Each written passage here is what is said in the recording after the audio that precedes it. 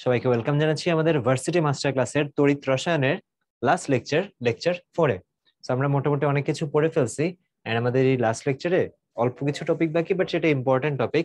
একটা হচ্ছে ইএমএফ, বা যেটাকে আমরা বলি হচ্ছে ই নট সেল, যেটা আমরা বের করি ই সেল বা হচ্ছে ই নট সেল, এই যে যেটা আমরা এইভাবে লিখি সেটা। এন্ড এটার যদি ফুল ফর্মটা বলি, এটা হচ্ছে আমাদের ওই যে ইলেকট্রোমোটিভ ফোর্স বা তড়িৎচালক বল, যেটা সেটা।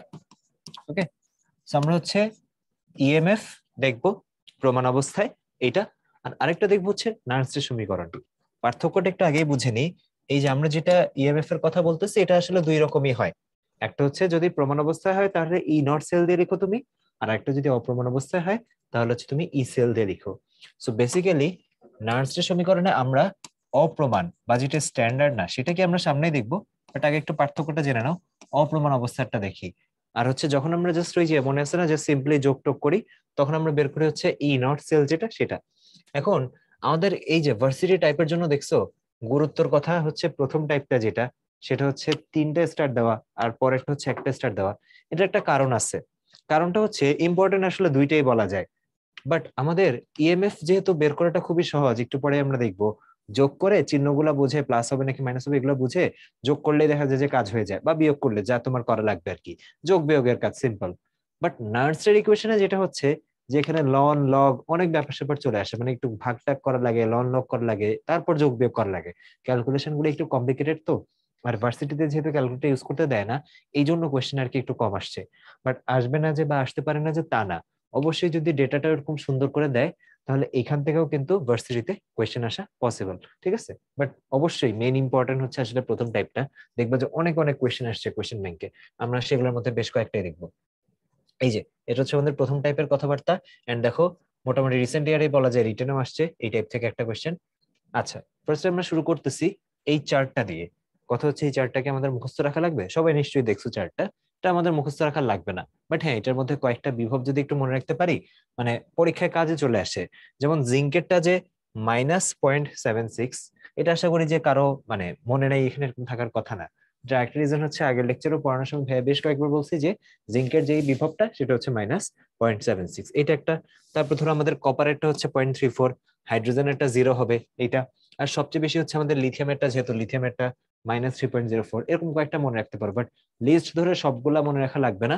আর তুমি তো সক্রিয়তা সিরিজ তো মুখস্থ আছেই ছন্দ দিয়ে, ওই যে লিকে কানা ম্যাগাইভার এলো যেন, দেখো মাঝখানে ক্রোমিয়াম ঢুকছে ফিরে, তারপর হচ্ছে এই যে মাঝখানে আরো কিছু ধাতু ঢুকছে, সোনা পাবে হায় কোথাকার হাজি আজি, এই যে পিটাবে আমার প্লাটিনামটা দেওয়া হয়নি আর কি এই চার্টে। তো দেখো বেশ কয়েকটা দেওয়া আছে। সো তুমি যদি মোটামুটি বেসিক গুলা জানো তাহলে কিন্তু তোমার একটা আইডিয়া থাকবেই যে কার বিভব কার থেকে কম হবে নাকি বেশি হবে। এখন ভাইয়া যেটা খেয়াল করছি, এই চার্টটা পড়ার সময় বা বুঝার সময় ইন্টারপ্রেট করতে তোমাদের কিছু ঝামেলা হয়, এটা একটু ভাইয়া ক্লিয়ার করবো। দেখো প্রথম কথা হচ্ছে চার্টটা ডেফিনেটলি এই যে এই 2 পেজ মিলে, মানে এখানে যেখান থেকে শেষ হয়েছে এখানে আবার সেখান থেকেই কন্টিনিউ হয়েছে। তো আমি একটা জিনিস মার্ক করি এখানে খুবই ইম্পর্টেন্ট, যেটা সেটা হচ্ছে এই যে আমাদের যে হাইড্রোজেন ইলেকট্রোড যেটা আছে না, সেটা খুবই ইম্পর্টেন্ট। এটা তার কারণ কি, এটার কথা তো আমরা একটু আগে লেকচারে বলে আসলাম, ওকে তো আমরা ডাকি কি সি স্ট্যান্ডার্ড হাইড্রোজেন ইলেকট্রোড। এন্ড ওর ভোল্টেজটা 0 স্ট্যান্ডার্ড ধরে নিয়েই কিন্তু ওর সাপেক্ষে বাকিদের ভোল্টেজটা আমরা ক্যালকুলেট করি। এখন তোমার একটা জিনিস খেয়াল করতে হবে, এটার হেডিংটা ভেঙে কি দিচ্ছি, ধাতু সমূহের প্রমাণ। এই যে আরেকটা জিনিস ইম্পর্টেন্ট, বিজারণ বিভব। আমরা কিন্তু এখানে বিজারণ বিভব নিয়ে বলতেছি। আরেকটা জিনিস ইম্পর্টেন্ট, যদিও এই যে 25°C তাপমাত্রা, বাট এটা নিয়ে আমাদের পরীক্ষায় প্রমাণ বিভব নির্ণয়ের সময় খুব একটা ঝামেলা হবে না। কারণ কি, এই যে বারবার যে প্রমাণ কথাটা বলতেছি, স্ট্যান্ডার্ড কথাটা, এটা কিন্তু হচ্ছে 25°C। দেখো গ্যাসের জন্য আমরা এসটিপি বা প্রমাণ অবস্থা যেটা, সেটা ইউজ করি 1 atm চাপ আর 0°C টেম্পারেচার। বাট এখানে যেহেতু আমরা মোস্টলি দ্রবণ নিয়ে ডিল করতেছি, দ্রবণের জন্য এই কারণে প্রমাণ তাপমাত্রাটা হচ্ছে 25°C, প্রেশার ঠিকই থাকবে 1 atm, বাট প্রমাণ যে তাপমাত্রা সেটা হচ্ছে 25°C। এই যে, সো একটা ওয়ার্ড গেল এটা। এবার আসো এটা, এটাকে আমরা কি বলতেছি, প্রমাণ বিজারণ বিভব, বা এটাকে আমরা বলতে পারি এস আর পি। এসআরপি মানে কি, ভিডিও পজ করে নিজে একটু চিন্তা করো, দেখো বুঝো নাকি, আশা করি দেখছো। এটার মানে হচ্ছে standard reduction potential. So IUPAC আমাদেরকে যেটা বলে দিচ্ছে, ইউপ্যাক এর কথা তো সবাই জানোই, ইউপ্যাক বলে দিচ্ছে যে আমরা এই এসআরপি যেটা, এটাকেই হচ্ছে আমরা স্ট্যান্ডার্ড ধরে কাজ করব। মানে আমাদের যেই চার্টটা সেটা আমরা এসআরপির হিসাবেই বানাবো। এখন তোমার মনে হতে পারে আচ্ছা এসআরপি হিসেবে বানাবো, তাহলে আরেকটা কি, তোমরা আরেকটা কি সেটাও জানো। দেখো এসআরপির মতো আরেকটা কি আছে, SOP, standard oxidation potential. So IUPAC যেটা নিয়ম করে দিছে যে বলছে যে স্ট্যান্ডার্ড সেল পটেনশিয়াল যদি আমার বলা থাকে, কিছু যদি আমি না বলে দিই এটা কি রিডাকশন নাকি অক্সিডেশন, তাহলে ওরা বলছে যে ধরে নিবা যেটা হচ্ছে রিডাকশন পটেনশিয়াল, এটাকে ওরা স্ট্যান্ডার্ড করে দিচ্ছে। আর অক্সিডেশন পটেনশিয়াল তো জানোই, এইখানে যে ভোল্টেজটা পাচ্ছ জাস্ট সেটা অপোজিট হবে, ভ্যালু সেম থাকবে 3.04, রিডাকশন পটেনশিয়াল যদি 3.04 হয় মাইনাস সহ, তাহলে অক্সিডেশন পটেনশিয়াল কি হবে প্লাস 3.04, এই আর কি। ওকে, সো দেখো তাহলে কিছু অবজারভেশন দেখলাম আমরা, যে হাইড্রোজেন হচ্ছে সি, ওটা স্ট্যান্ডার্ড, ওর সাপেক্ষে বাকিগুলার যে ভোল্টেজ সেটা আমরা বের করছি, এন্ড এটাকে আমরা বলছি বিজারণ বিভব, তার মানে সবগুলো হচ্ছে রিডাকশন রিঅ্যাকশনের জন্য। ওকে, তার মানে অক্সিডেশন রিঅ্যাকশনের জন্য সবগুলো ভোল্টেজ এখানে যা দেখতেছো তার উল্টাটা হবে। আরেকটা ইন্টারেস্টিং ফ্যাক্ট দেখো, এই যে আমাদের এখানে যেহেতু আছে হাইড্রোজেন, হাইড্রোজেন যেহেতু এখানে আছে, হাইড্রোজেনের উপরে যারা তারা কিন্তু সবাই নেগেটিভ, এই যে হাইড্রোজেনের উপরে যারা তারা সবাই নেগেটিভ, আর হাইড্রোজেনের নিচে যারা তারা কিন্তু সবাই পজিটিভ। এন্ড এটা কি বিভব বলতেছি, বিজারণ বিভব। তো জিনিসটা একটু জেনে রাখো, যেটা হচ্ছে যে আমাদের কাদেরকে নিয়ে আমরা কথা বলতেছি, সবাইকে আমরা ধরতেছি এরা সবাই বিজারক। কিভাবে বুঝলাম এরা সবাই বিজারক, এটা আমরা কিভাবে আমরা এই জিনিসটা প্রেডিক্ট করলাম সেটা একটু খেয়াল করো। যে লিথিয়াম প্লাস আছে না, লিথিয়াম প্লাস একটা ইলেকট্রন নিছে, তাহলে এই ইলেকট্রনের ঘটনাটাকে আমরা কি বলি, বিজারণ। এটা বিজারক হবে না, বিজারণ লিখি ভাইয়া, আমরা ধরে নিচ্ছি যে এখানে সবগুলো রিঅ্যাকশন হচ্ছে বিজারণ। এই যে লিথিয়াম প্লাস, লিথিয়াম ধাতুতে পরিণত হচ্ছে, তার মানে অবশ্যই তার কি ইলেকট্রন নেওয়া লাগছে, আর ইলেকট্রনের ছাড়ন মানে হচ্ছে জারণ, তার মানে ইলেকট্রনের নেওয়াটাকে কি বলবো, বিজারণ বলবো। এই জন্যই এই প্রত্যেকটাই হচ্ছে আমাদের কি বিজারণ বিভব। এখন একটা জিনিস দেখো, এই যে এই বিজারণ বিভবটা, বিজারণ বিভব যত নেগেটিভ, ঠান্ডা মাথায় দেখো, যত নেগেটিভ তত স্ট্রং বিজারক হবে। দেখো কথাটা কি বলছি ভাইয়া, এই যে এই চার্টে যারা আছে এদের যে বিজারণ বিভবটা, এই যে বিজারণ বিভব দেখো সবচেয়ে বেশি কার, লিথিয়ামের, মানে সবচেয়ে নেগেটিভ কার, নেগেটিভদের দিক থেকে বেশি কার, লিথিয়ামের, -3.04। সো যত হচ্ছে এটা বেশি নেগেটিভ হবে তত কি হবে, সে স্ট্রং বিজারক হবে। তো আমি এই যে নিচের দিকে যে যাচ্ছি, আস্তে আস্তে নেগেটিভ ভ্যালুটা কিন্তু কমতেছে, আর নেগেটিভ ভ্যালু কমার কারণে কিন্তু আমাদের বিজারকের শক্তিটাও কমতেছে। তোমরা তো জানো যে সক্রিয়তা সিরিজে সবচেয়ে বেশি শক্তিশালী হচ্ছে আমাদের লিথিয়াম। সো লিথিয়াম হচ্ছে এই যে আস্তে আস্তে বিজারণ বিভব কি, ওর সবচেয়ে নেগেটিভ, তাই ওর সবচেয়ে শক্তিশালী। তো আস্তে আস্তে আস্তে আস্তে হচ্ছে এটা কমতেছে, যে মানে নেগেটিভটা কমতেছে, জিরোর দিকে আসলো, দেন আস্তে আস্তে আস্তে প্লাসটা বাড়তেছে। তার মানে কি, ধরো আমাদের এই যে চার্টে গোল্ড যেটা আছে, গোল্ডের যে বিজারণ বিভব সেটা হচ্ছে সবচেয়ে বেশি পজিটিভ, তার মানে আমি ওকে কি বলবো, ও সবচেয়ে কম সক্রিয়, বা এই যে স্ট্রং এর ভিত্তিতে যদি বলি, ও সবচেয়ে কম স্ট্রং বিজারক। এখন দেখো এই কথাটাই আছে না, জারণ বিভব দিয়ে জাস্ট রিপ্লেস এভাবে করে দেওয়া যায়, যে জারণ বিভব যত নেগেটিভ তত স্ট্রং জারক, মানে দুইটার ক্ষেত্রেই অ্যাপ্লিকেবল। দুইটাই, বিভবটা যত নেগেটিভ হবে সে তত শক্তিশালী, সেইটাই হবে, যে বিভব বলতেছো সেটাই হবে। যেমন এখানে কি বলছো, বিজারণ বিভব, এখানে কি বলছো, বিজারণ বিভব। সো বিজারণ বিভব যত নেগেটিভ তত স্ট্রং বিজারক।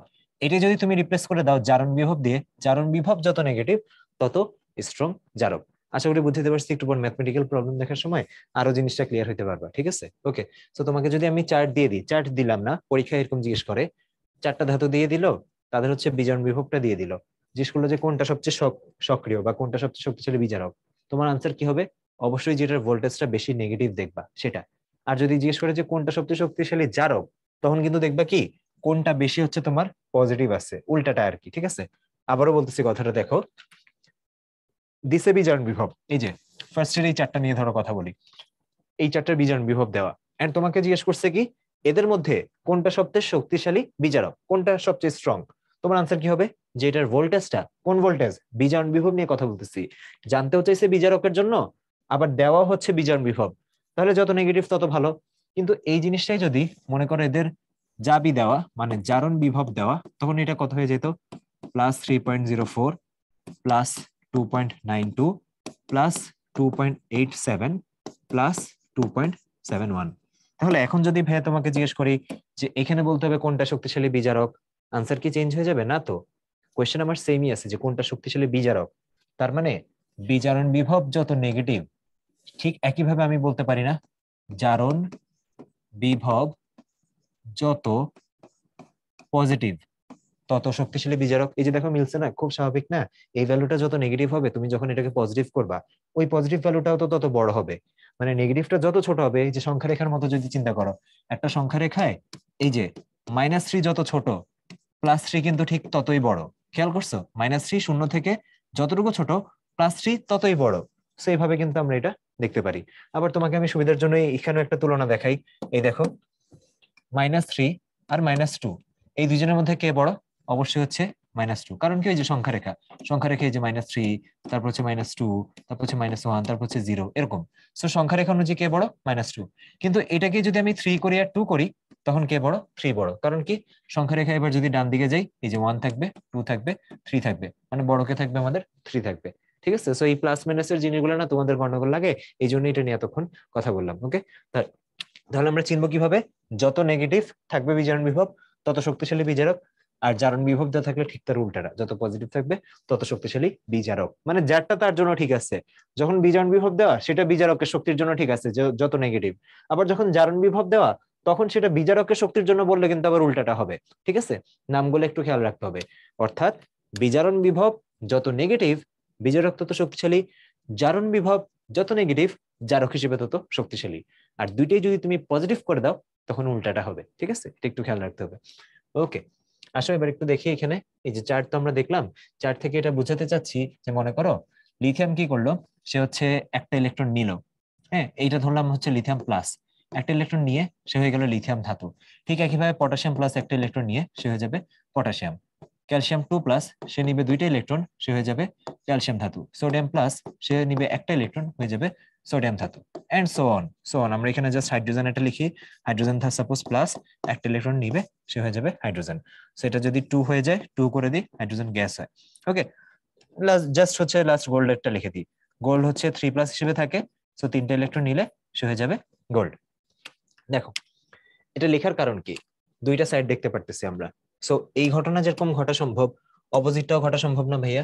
তার মানে এটাও ঘটা সম্ভব না। লিথিয়াম ইলেকট্রন ছাড়লো, ছেড়ে লিথিয়াম প্লাস হইলো, এন্ড সো অন। বাকিরাও প্রত্যেকে ইলেকট্রন ছেড়ে অবশ্যই অপোজিট যে রিয়াকশনটা, সেটা হওয়া পসিবল, রাইট?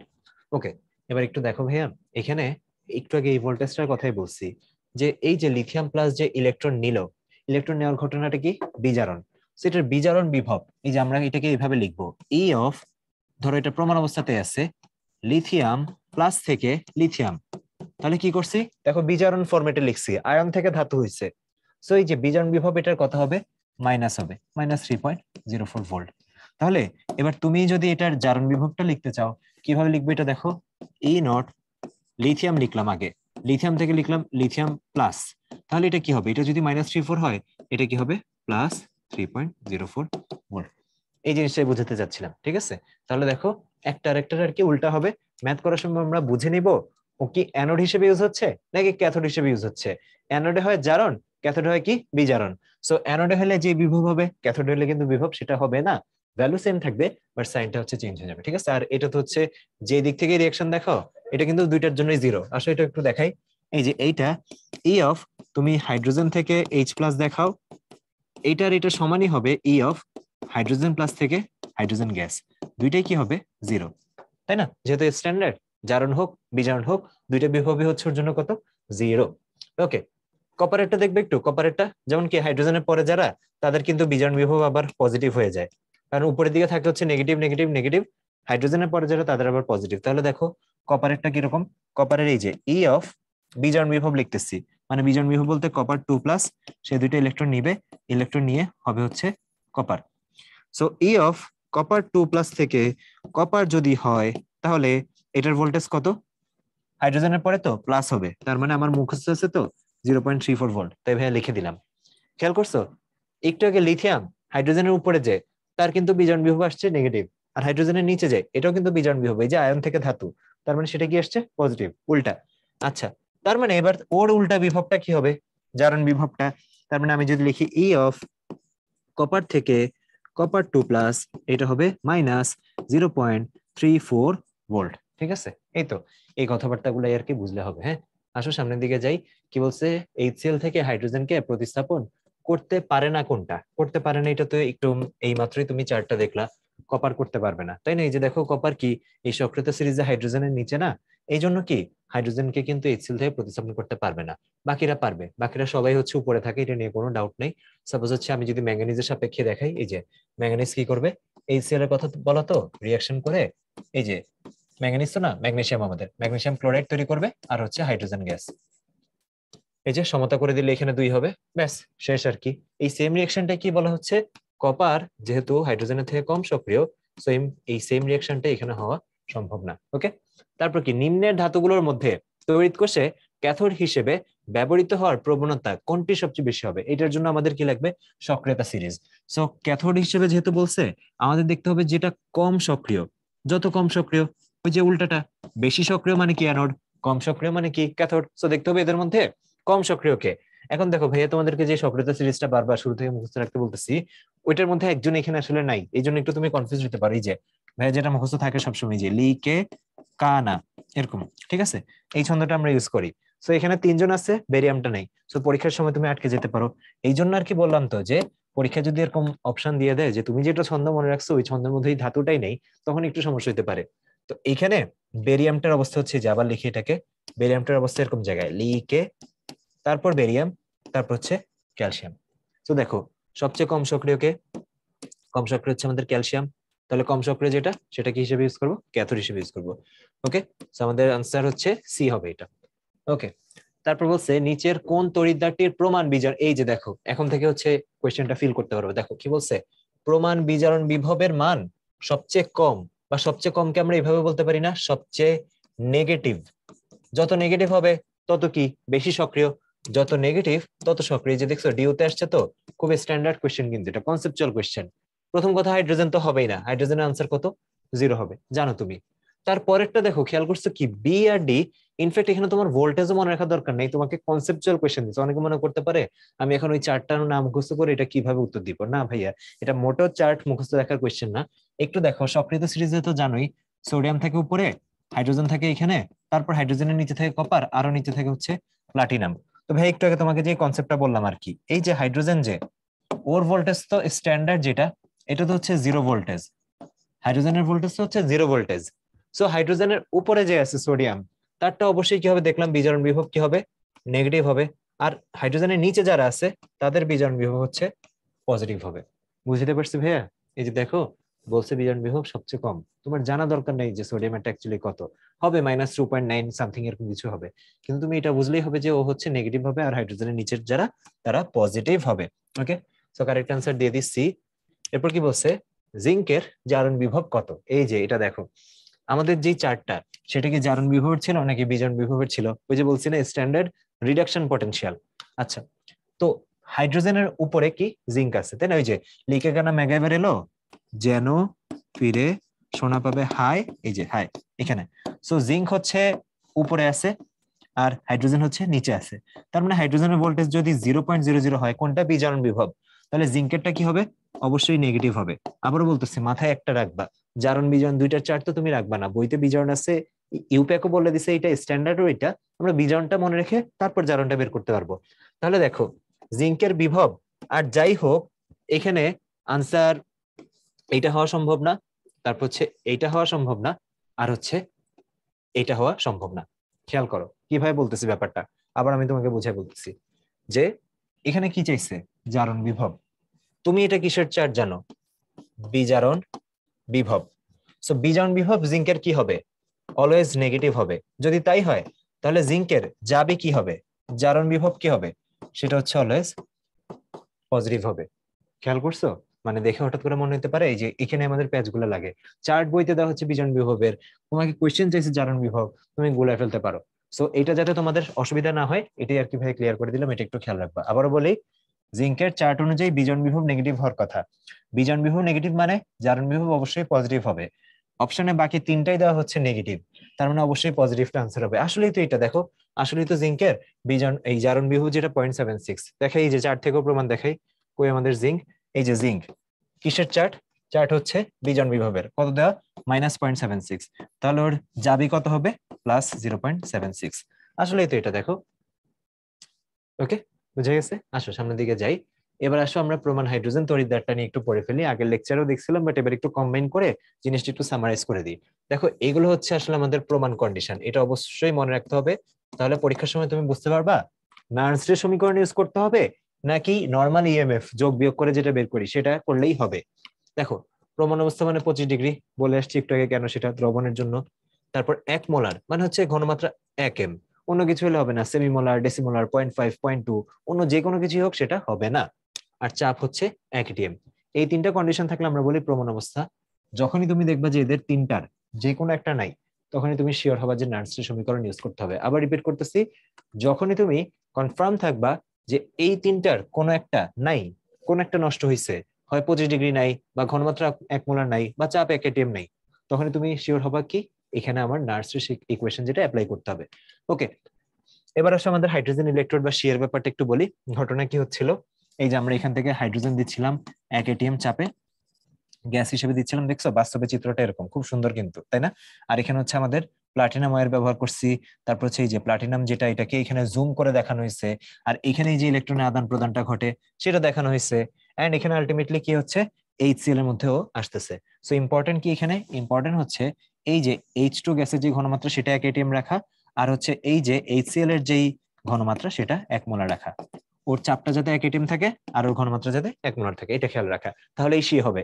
এগুলো চেঞ্জ করলে কিন্তু আবার সি হবে না, মানে স্ট্যান্ডার্ড হাইড্রোজেন ইলেকট্রোড হবে না। লিখে দিই এটা সি, সুন্দর একটা নাম, SHE, স্ট্যান্ডার্ড হাইড্রোজেন ইলেকট্রোড বা সি। ওকে, এবার দেখো এইখানে এই ছবিতে আসলে কি বোঝানো হচ্ছে সেটা একটু তোমাকে বুঝাই। সক্রিয়তা সিরিজ অনুযায়ী নিশ্চয়ই এরকম অবস্থা, জিঙ্ক উপরে ডট ডট ডট, তারপর হাইড্রোজেন, তারপরে হচ্ছে কপার, এরকম অবস্থা থাকে। তাহলে দেখো সক্রিয়তা সিরিজ অনুযায়ী ভাইয়া কে উপরে আছে, হাইড্রোজেন।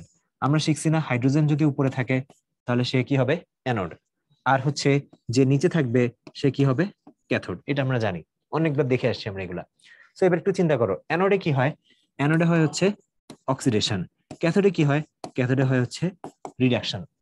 তার মানে এবার যদি তোমাকে এই সেলটা লিখে বিক্রিয়া লিখতে দেওয়া হয় তুমি কি করবা, তুমি হচ্ছে হাইড্রোজেনকে দেখাবা যে হাইড্রোজেনের অক্সিডেশন হচ্ছে, মানে ইলেকট্রন ছাড়তেছে, হাইড্রোজেন ইলেকট্রন ছেড়ে ও হচ্ছে H+ হচ্ছে।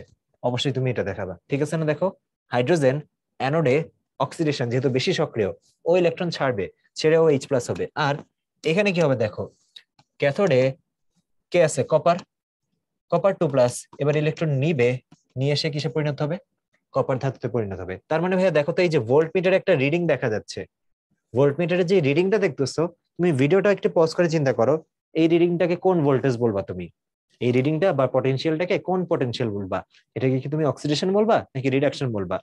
আশা করি দেখছো। দেখো কমন সেন্স, টোটালটা একটা রিডিং আসছে, এটা যেহেতু জিরো, এই যে এই পাশেরটা যেহেতু হাইড্রোজেন একটা জিরো, তার মানে এই পাশে যেটা থাকবে সেটাই হচ্ছে ওর বিভব। আর ওই বিভবটা মানে টোটালটা দেখো, আমরা বিভব কিভাবে বের করি, এটার সাথে এটার অক্সিডেশনের পটেনশিয়ালের সাথে এই যে সূত্রটা লিখি, একটু পরে তো দেখাবোই। ধরো অ্যানোডের এই পাশেরটা হতো অ্যানোড, অ্যানোডে কি হয়, অক্সিডেশন। এই অ্যানোডের অক্সিডেশনের সাথে আমরা কি যোগ করি, আমরা যোগ করি হচ্ছে আমাদের ক্যাথোডের রিডাকশন, এই দুটো যোগ করে বের করি। অ্যানোডের অক্সিডেশনের সাথে আমরা যোগ করি হচ্ছে ক্যাথোডের রিডাকশন, এই দুটো যোগ করে আমরা এখানে যে রেজাল্টটা বা ভোল্টেজটা রিডিং পাই সেটাই ভাবে আসে। ওকে, সো আমার কথা হচ্ছে ভাইয়া এটা তো জিরোই, সেই না, সেই রোড তো এটা জিরোই, তাহলে বাকি যেটা পাচ্ছি কি হিসেবে ইউজ করা হচ্ছে, ক্যাথোড, ক্যাথোড হিসেবে, তার মানে যেটা পাচ্ছি এটাই হচ্ছে ওর রিডাকশন পটেনশিয়াল। তার মানে এটা হচ্ছে ওর ই রেড, রিডাকশন পটেনশিয়াল। এন্ড কত আসছে রিডিংটা, 0.34, ধরো 0.34 ভোল্ট, এন্ড প্লাস সাইন, অবশ্যই প্লাস সাইন। দেখো মিলছে না, হাইড্রোজেনের নিচে যারা তাদের রিডাকশন পটেনশিয়াল কি আসবে, পজিটিভ আসবে। ওকে, তারপর আসলে পরেরটায় যাই। এবার হচ্ছে উল্টা সেটআপ। উল্টা সেটআপ বলতে কি, এবার হচ্ছে আমরা তো অলরেডি এটা দেখে ফেলছি, এবার আমরা এটা দেখি। এখানে কি করা হচ্ছে, এক পাশে নেওয়া হয়েছে জিঙ্ক। এখন দেখো একটু আগে দেখছি যে জিঙ্ক, তারপর নিচে থাকে হাইড্রোজেন। তার মানে এখন উপরে যে আছে, উপরে যে আছে সে কি আমাদের, উপরে যে আছে সে হচ্ছে অ্যানোড, আর নিচে যে আছে সে কি, সে ক্যাথোড। তাহলে এবার তুমি চিন্তা করো অ্যানোডে কোন রিঅ্যাকশনটা হবে, অ্যানোডে, অ্যানোডে হবে হচ্ছে জিঙ্ক দুইটা ইলেকট্রন ছেড়ে হয়ে যাবে জিঙ্ক 2+, যে বেশি সক্রিয় সে আগে ইলেকট্রন ছেড়ে দিচ্ছে। আর ক্যাথোডে কি হবে, ক্যাথোডে এই যে হাইড্রোজেন তো এখন আর ইলেকট্রন ছাড়তে পারবে না, উল্টা রিঅ্যাকশনটা হবে। তার মানে 2H+, সে দুইটা ইলেকট্রন নিয়ে হয়ে যাবে হাইড্রোজেন গ্যাস।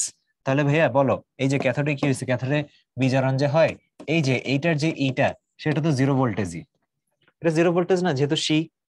তাহলে উপরেরটা তুমি যেটা পাচ্ছ অ্যানোডে পাচ্ছ, তার মানে এটা কি পাচ্ছ, ই অফ অ্যানোড বা অক্সিডেশন পটেনশিয়ালটা পাচ্ছ। দেখো রিডিং কত আসছে, রিডিং আসছে +0.76 ভোল্ট। খেয়াল করো +0.76 আসছে, কোন পটেনশিয়ালটা, অ্যানোড পটেনশিয়াল বা অক্সিডেশন পটেনশিয়াল।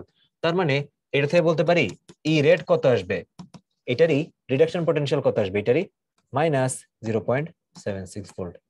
এই যে মিলছে না, আসলে তো -0.76 ভোল্ট আসছে, একটু আগেও দেখছি।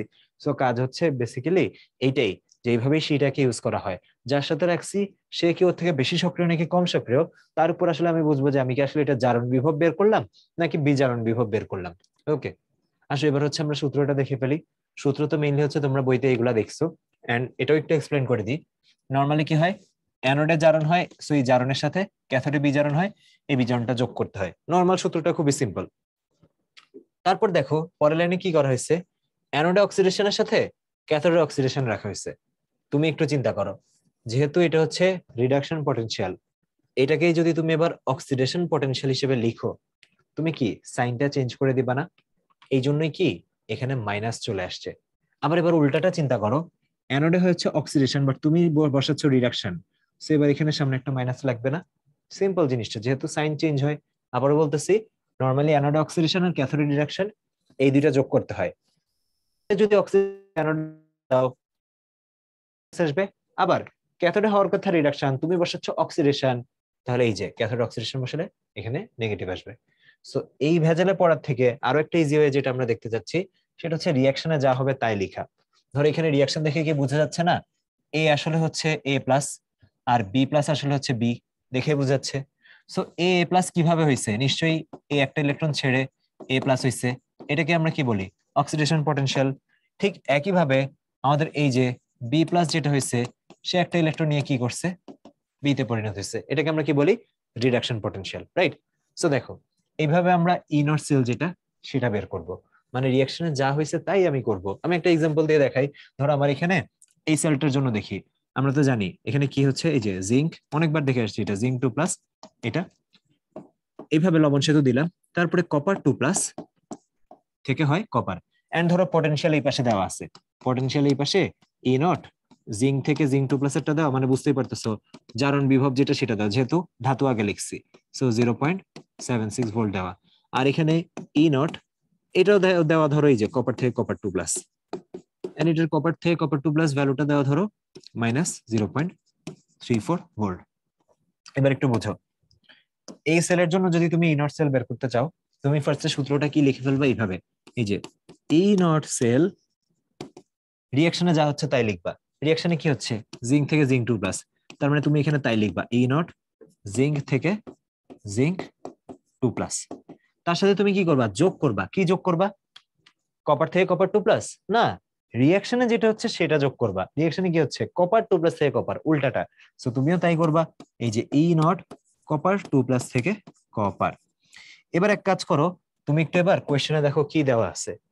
কোয়েশ্চেনে দেওয়া হচ্ছে জিঙ্ক থেকে জিঙ্ক 2+, তোমার সূত্র অনুযায়ী সেটা বসানো দরকার, তাহলে এটা যা আছে তাই বসে দাও, 0.76। আর এখানে তোমার বসানো দরকার কপার 2+ থেকে কপার। কোয়েশ্চেনে কি দেওয়া আছে, কোয়েশ্চেনে দেওয়া উল্টাটা, কপার থেকে কপার 2+, এটা। তো তুমি জাস্ট কি করবা, চিহ্ন নিয়ে তো মাথা ঘামাইতে হবে না, এটা যদি -0.34 হয়, এটা হবে +0.34। সো +0.34 বসালা, যোগ করলে আসবে 1.10 ভোল্ট। এটা হচ্ছে এখানকার যে আমাদের আনসার সেটা। আশা করি বুঝতে পারছো। আরো একটা এক্সাম্পল সামনে আছে, পরীক্ষায় আসে যেগুলা, ওগুলা দেখলে তোমার এই আইডিটা আরো ক্লিয়ার হবে। সূত্র এটা তুমি জেনে রাখো, মাঝে মাঝে এগুলো ক খ গ তে দিয়ে দিতে পারে নিচে কোনটি সঠিক বা কোনটি ভুল। সো ফর্মুলা তুমি জেনে রাখো বা বুঝে রাখো, বাট আলটিমেটলি যখন ম্যাথ করবা তখন তো তুমি ডিরেক্ট এই বিক্রিয়া দেখে বুঝে যাবা যে আসলে তোমার কোনটার জন্য কোন পটেনশিয়াল বসাতে হবে। কথা হচ্ছে যেটার যেই ঘটনা ঘটতেছে সেটার জন্য সেই পটেনশিয়াল বসানো।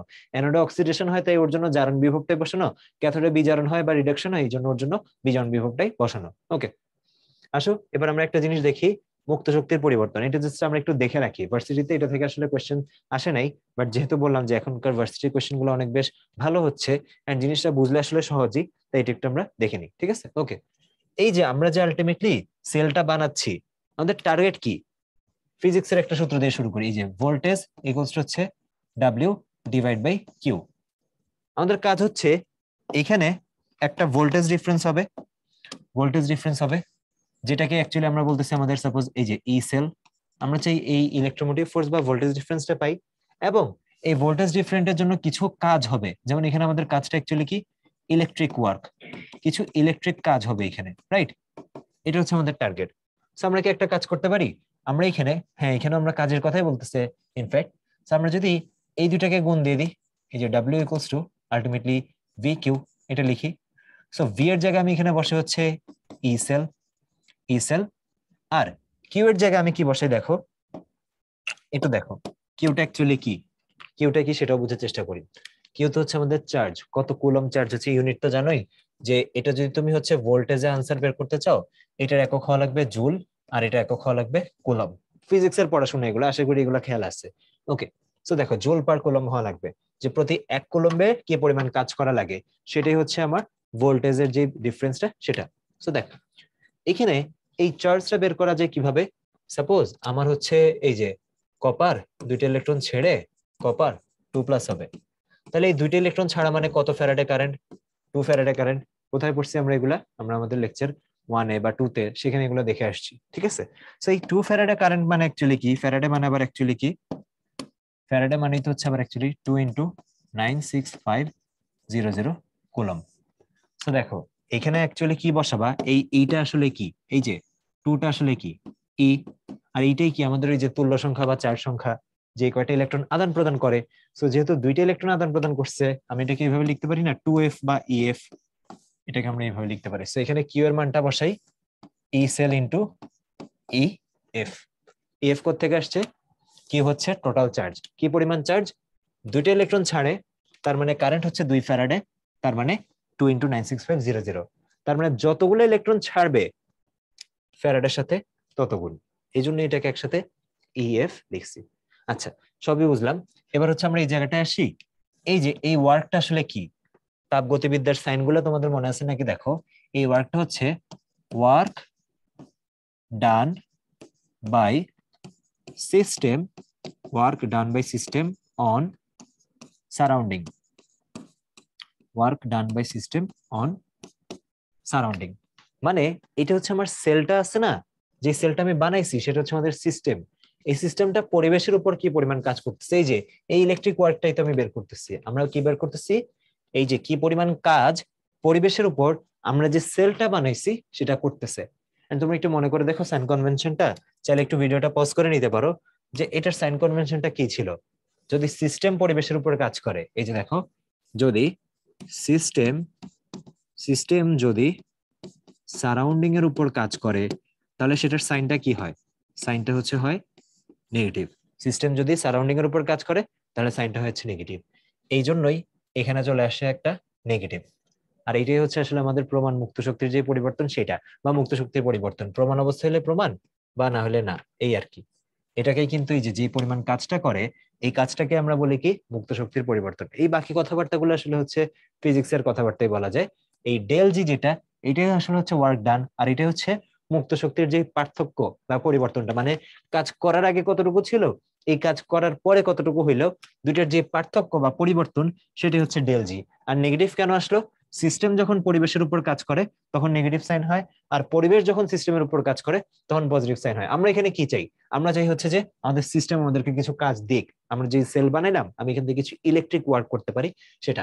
সো এই তো এটাই ফাইনাল সূত্রটা, ডেল জি ইকুয়ালস টু, এই যে ইএফ কে আগে লিখছে ই সেল।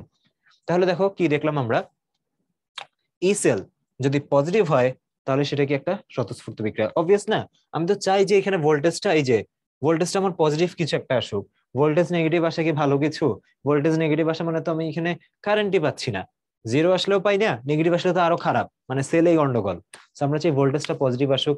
এবং দেখো ইন্টারেস্টিং ব্যাপার এটাই, এটা যেহেতু পজিটিভ আসে মানে গ্রেটার দেন জিরো মানে কি পজিটিভ, এটা পজিটিভ আসা মানে ডেল জিটা অটোমেটিক কি নেগেটিভ আসবে। কারণ কি, তুমি সাপোজ এখানে একটা পজিটিভ ভ্যালু বসালা, এই যে একটু আগে আমরা যেটা বের করছি সেটাই দেখাই, del G equals to -2 × F × E naught sell.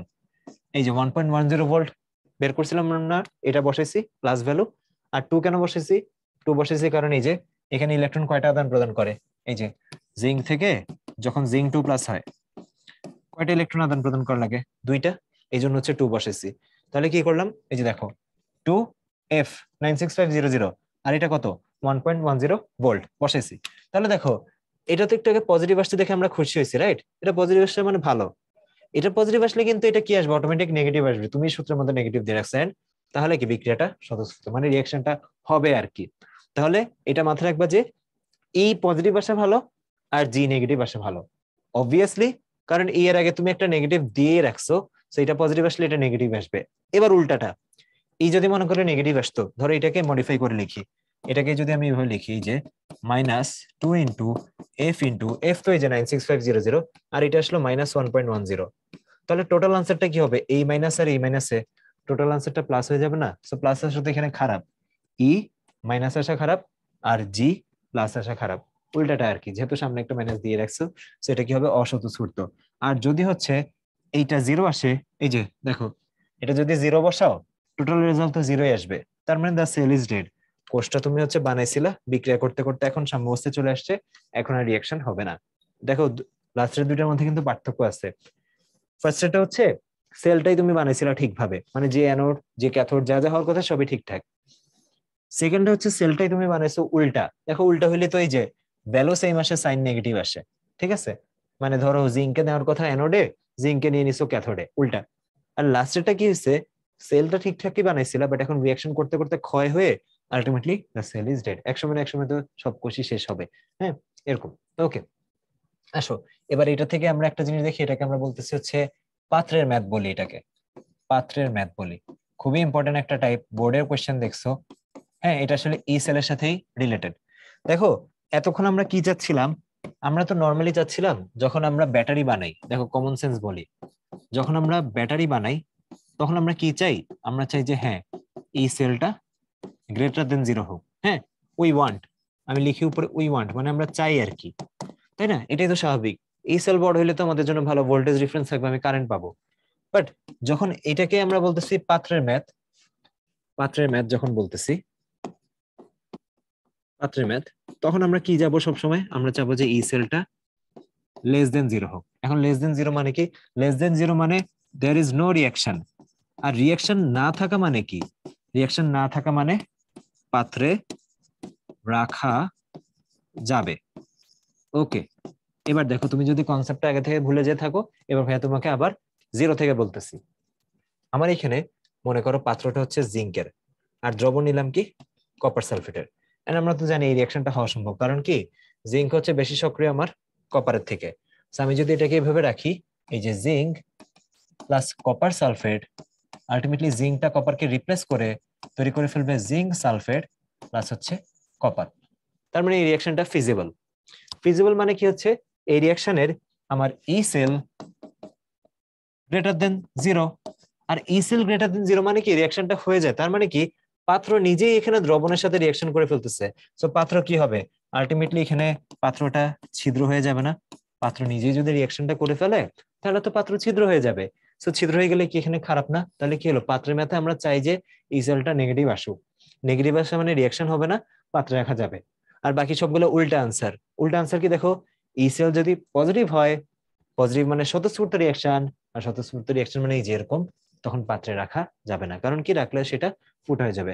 তার মানে আমরা চাই কি এটা না করতে পারি আমরা, সেটা আমরা চাই, বাট উল্টাটা কিন্তু পসিবল। দেখো কপার সালফেট না, উল্টাটা আর কি, কপার জিঙ্ক সালফেট, এটা কিন্তু নো রিয়াকশন, কারণ কি কপার নিচের দিকে অবস্থিত না, ও কিন্তু ওর থেকে বেশি সক্রিয় যে জিঙ্ক, এই জিঙ্ককে কিন্তু ও কোনোভাবে প্রতিস্থাপন করতে পারবে না। আর রিয়াকশন না হওয়া মানে কি, ই সেলটা হচ্ছে আমাদের কি আসবে, নেগেটিভ আসবে। যেমন দেখাই, এইটার ই সেল কত আসে, এই সেলটা এখানে আমাদের আসবে হচ্ছে, একটু আগে ক্যালকুলেশন করে আসছি 1.10 ভোল্ট। ঠিক সেম এইটার যে ই সেলটা আসবে না ভাইয়া, দেখো এইটার ই সেলটা আসবে হচ্ছে -1.10 ভোল্ট। তাই এইটা আমরা প্লাস আসছে দেখে আমরা এখানে কিন্তু খুশি হব না, আমরা এখানে দুঃখী হব, কারণ কি পাত্র আমার ফুটো হয়ে যাবে। আর এটা মাইনাস আসছে মানে এখানে আমরা খুশি হব, তার কারণ হচ্ছে এখানে আমার পাত্রটা ফুটো হবে না, পাত্রে রাখা যাবে। তো আমরা সামারি এটা করতে পারি। সামারি হচ্ছে যে এটা কোন ধাতু, একটা কম সক্রিয় ধাতু, তার মানে কম সক্রিয় ধাতব পাত্রে, এই যে সাপোজ এটা হচ্ছে আমাদের পাত্র, কপারের পাত্র নিছি, কম সক্রিয় ধাতব পাত্রে বেশি সক্রিয়, কম সক্রিয় ধাতব পাত্রে বেশি সক্রিয় ধাতুর লবণ রাখা যাবে। ধাতুর লবণ বা দ্রবণ যাই বলি না কেন, রাখা রাখা যাবে। কি দেখলাম? কম সক্রিয় ধাতব পাত্রে, এই যে একটা কম সক্রিয় ধাতু, ওর পাত্রে একটা বেশি সক্রিয় ধাতুর লবণ রাখা যাবে। কিন্তু যদি উল্টাটা করো, বেশি সক্রিয় ধাতুর পাত্রে যদি কম সক্রিয় ধাতুর লবণ রাখো, ওই ধাতু তো কম সক্রিয় ধাতুকে রিপ্লেস করে বিক্রিয়া করে ফেলবে, পাত্র তোমার ক্ষয় হয়ে যাবে, ফুটা হয়ে যাবে। ওকে, এই কনসেপ্টটা আর কি খুবই কাজে লাগে। এই কোশ্চেন গুলো তুমি দুইভাবে আনসার করতে পারো। এটা হচ্ছে যদি সক্রিয় সিরিজ মুখস্থ থাকে আর ওই সক্রিয় সিরিজটা থেকে চলে আসে, ওইভাবে পারো, মানে এই আইডিয়াটা দিয়ে, এই যেটা খুবই ইম্পর্টেন্ট, বক্স করে দিই একটু, এই আইডিয়াটা দিয়ে মুখস্থ রাখতে পারো, এটা একটা। আর আরেকটা জিনিস হচ্ছে তুমি যেটা করতে পারো যে না, কোশ্চেনে ই নটের ভ্যালু গুলো দেওয়া আছে, যোগ বিয়োগ যা করা লাগে করো, করে বের করো যে পজিটিভ আসছে নাকি নেগেটিভ আসছে সেটা। আসলে একটা ম্যাথ দেখি কি বলছে। একটি তামার পাত্রে ম্যাগনেসিয়াম সালফেট দ্রবণ রাখা যাবে কি? প্রথম কথা আমি একটু বলি, আমার এটা দেখে যেটা মনে হচ্ছে যে এটা অ্যাকচুয়ালি রাখা যাবে। কারণ কি দেখো, এই যে লিখে কানা ম্যাগাইভার, এই যে ম্যাগাইভার এলো যেন ফিরে শোনা পাবে হায়, কোথাকার হাজি আজি পিটাবে আমায়। সো দেখো, কপার কম সক্রিয়, ম্যাগনেসিয়াম বেশি সক্রিয়। আমি যদি এদেরকে একসাথে রাখি, তখন কপার ম্যাগনেসিয়াম সালফেট, এই যে পাত্র কার পাত্র বলছে, তামার পাত্র, তামা মানে হচ্ছে কপার। সো কপার এই পাত্রটা ম্যাগনেসিয়াম সালফেটে আছে, মানে ম্যাগনেসিয়াম সালফেটটা কপারে আছে, সো এটা তো রিয়াকশন করবে না। করবে কি কোনোভাবে? যেহেতু কম সক্রিয়, করবে না। সো ফার্স্ট আমি এটা দেখেই বলে দিতে পারি যে এটা রাখা যাবে, যেহেতু রিয়াকশন করবে না। এরপর যদি তুমি চাও যে না ঠিক আছে, আমি হচ্ছে সক্রিয় সিরিজ ভুলে গেছি, এখানে তো ভ্যালু গুলো দেওয়াই আছে, আমি এটা ম্যাথ করে বের করি, ম্যাথ করে দেখি কি এটা আসলে নেগেটিভ আসে নাকি, আসো দেখি। সো এখন আমরা এক্সপেক্ট করতেছি কি, যদি রাখা যায় তাহলে তো এই রিয়াকশন হবে। আমরা এক মুহূর্তের জন্য ধরি, এক মুহূর্তের জন্য আমরা ধরে নিই আসলে এই রিয়াকশনটা হয়। কি হয়? কপার ম্যাগনেসিয়াম সালফেটের সাথে আছে, তার মানে এখানে হবে কপার সালফেট, আর ম্যাগনেসিয়াম হচ্ছে বের হয়ে যাবে। সো এই সেলের জন্য যদি তোমাকে ই সেল বের করতে বলি ভাইয়া, ই সেলের ফর্মুলা তুমি কি লিখবা? ই সেল ইকুয়ালস টু বিক্রিয়াতে যা হচ্ছে তাই। আমরা তো জানি এটা হবে না, কারণ তোমার সক্রিয় সিরিজ মুখস্থ। বাট ধরলাম যে এখানে এমন ধাতু গেছে যেটা সক্রিয় সিরিজ তুমিও মুখস্থ, মানে তোমার মুখস্থ নেই, আমার মুখস্থ নেই, তখন আমরা ব্লাইন্ডলি কিভাবে করব? আমরা ফার্স্টে ধরে নিব যে ঠিক আছে, যদি রাখা যায় তখন হচ্ছে এই রিয়াকশনটা হইতে পারে, ধরলাম। তো এই রিয়াকশনটা হইলে কি হবে দেখো, কপার পরিণত হচ্ছে কপার 2+, তার মানে ফার্স্টে লিখো ই অফ কপার থেকে কপার 2+, আর সাথে কি হবে, ম্যাগনেসিয়াম 2+ পরিণত হচ্ছে ম্যাগনেসিয়াম ধাতুতে, তার মানে ই অফ ম্যাগনেসিয়াম 2+ পরিণত হচ্ছে ম্যাগনেসিয়াম ধাতুতে। ওকে, আসো তাহলে এবার ভ্যালুগুলা বসাই। ই অফ কপার থেকে কপার 2+ হয়েছে, তাই তো? এখানে আমার কোনটা দেওয়া? উল্টাটা দেওয়া। সো ওরা দিচ্ছে 0.34, আমি বসাবো কত? -0.34, কারণ আমার তো এখানে রিয়াকশন অনুযায়ী উল্টাটা বসার কথা গেল। তারপর ওরা দিচ্ছে ম্যাগনেসিয়াম 2+ থেকে ম্যাগনেসিয়াম, আমারও এটাই দরকার, তাহলে এবার আর কোনো সাইন চেঞ্জ করার দরকার নেই, ওরা যেটা দিচ্ছে সেটাই বসাবো, -2.36 ভোল্ট। এখন এটা আসলে যোগ করা দরকার নেই, তুমি করতে পারো, যোগ করলে বোঝা যাচ্ছে যে দুইটার যে রেজাল্টটা সেটা ওভারঅল নেগেটিভ আসবে, মানে আমার ই সেল যেটা, ই সেল <0 আসবে। আর <0 মানে কি? বিক্রিয়া হবে না, বিক্রিয়া হবে না মানে কি? পাত্রে রাখা যাবে। So আমরা তো এটাই চাচ্ছি যে এইভাবে বের করা। তো যেটা হচ্ছে তুমি সক্রিয় সিরিজ দিয়েও বের করতে পারো, আবার ই সেল দিয়ে বের করতে পারো। এমনিতে এটা যোগ করলে কত আসবে লিখে দিই আমরা, 2.36 আর হচ্ছে 0.34, 4 6 10 হাতে থাকে 1, 3 3 6 হাতে রাখে 7, আর হচ্ছে 2.70। সো এটা আসবে হচ্ছে আমাদের -2.70। সো যেটা আমাদের জন্য আসলে এই মুহূর্তে ভালো। ব্যাটারি বানাইলে এটাই আবার খারাপ হইতো, ব্যাটারি কাজ করতেছে না, বাট পাত্রে যেহেতু রাখতে চাচ্ছি, হ্যাঁ রাখা যাবে, আমাদের জন্য এটা ভালো। ওকে, তারপর হচ্ছে একটা সেল দেওয়া আছে, অ্যারেঞ্জমেন্ট দেওয়া আছে, ডিউতে আসে একদম রিসেন্ট কোয়েশ্চেন, বলছে যে দুইটির বিজারণ বিভব, মানে দুইটারই বিজারণ বিভব দেওয়া আছে, আর তোমাকে বলছে যে তড়িৎদ্বার দুটি দ্বারা তৈরি কোষের মোট বিভব কত হবে। ওকে, সেই ম্যাথ কিভাবে করবা? এখানে বেশ কিছু কনসেপচুয়াল আইডিয়া আছে। দেখো, ফার্স্টে দেখো, বিজারণ বিভব বলা মানে তুমি এটাকে এইভাবে লিখবা, এই যে বিজারণ বিভব বলা মানে তুমি দুইজনকে লিখবা জিঙ্ক 2+ থেকে জিঙ্ক, এটা আবার সিলভার প্লাস থেকে সিলভার, যেহেতু বিজারণ বিভব বলা তাই এইভাবে লিখতে হবে। এন্ড কত দেওয়া সেটা? -0.76। দেখছো খুব স্বাভাবিক না? জিঙ্ক তো হাইড্রোজেনের উপরে, ওরটা মাইনাসই হবে, আর সিলভার তো হাইড্রোজেনের নিচে, ওরটা প্লাসই হবে, প্লাস 0.80 ভোল্ট। এখন কি বলছে, এই তড়িৎদ্বার দুটি দ্বারা কোষ বানাবা।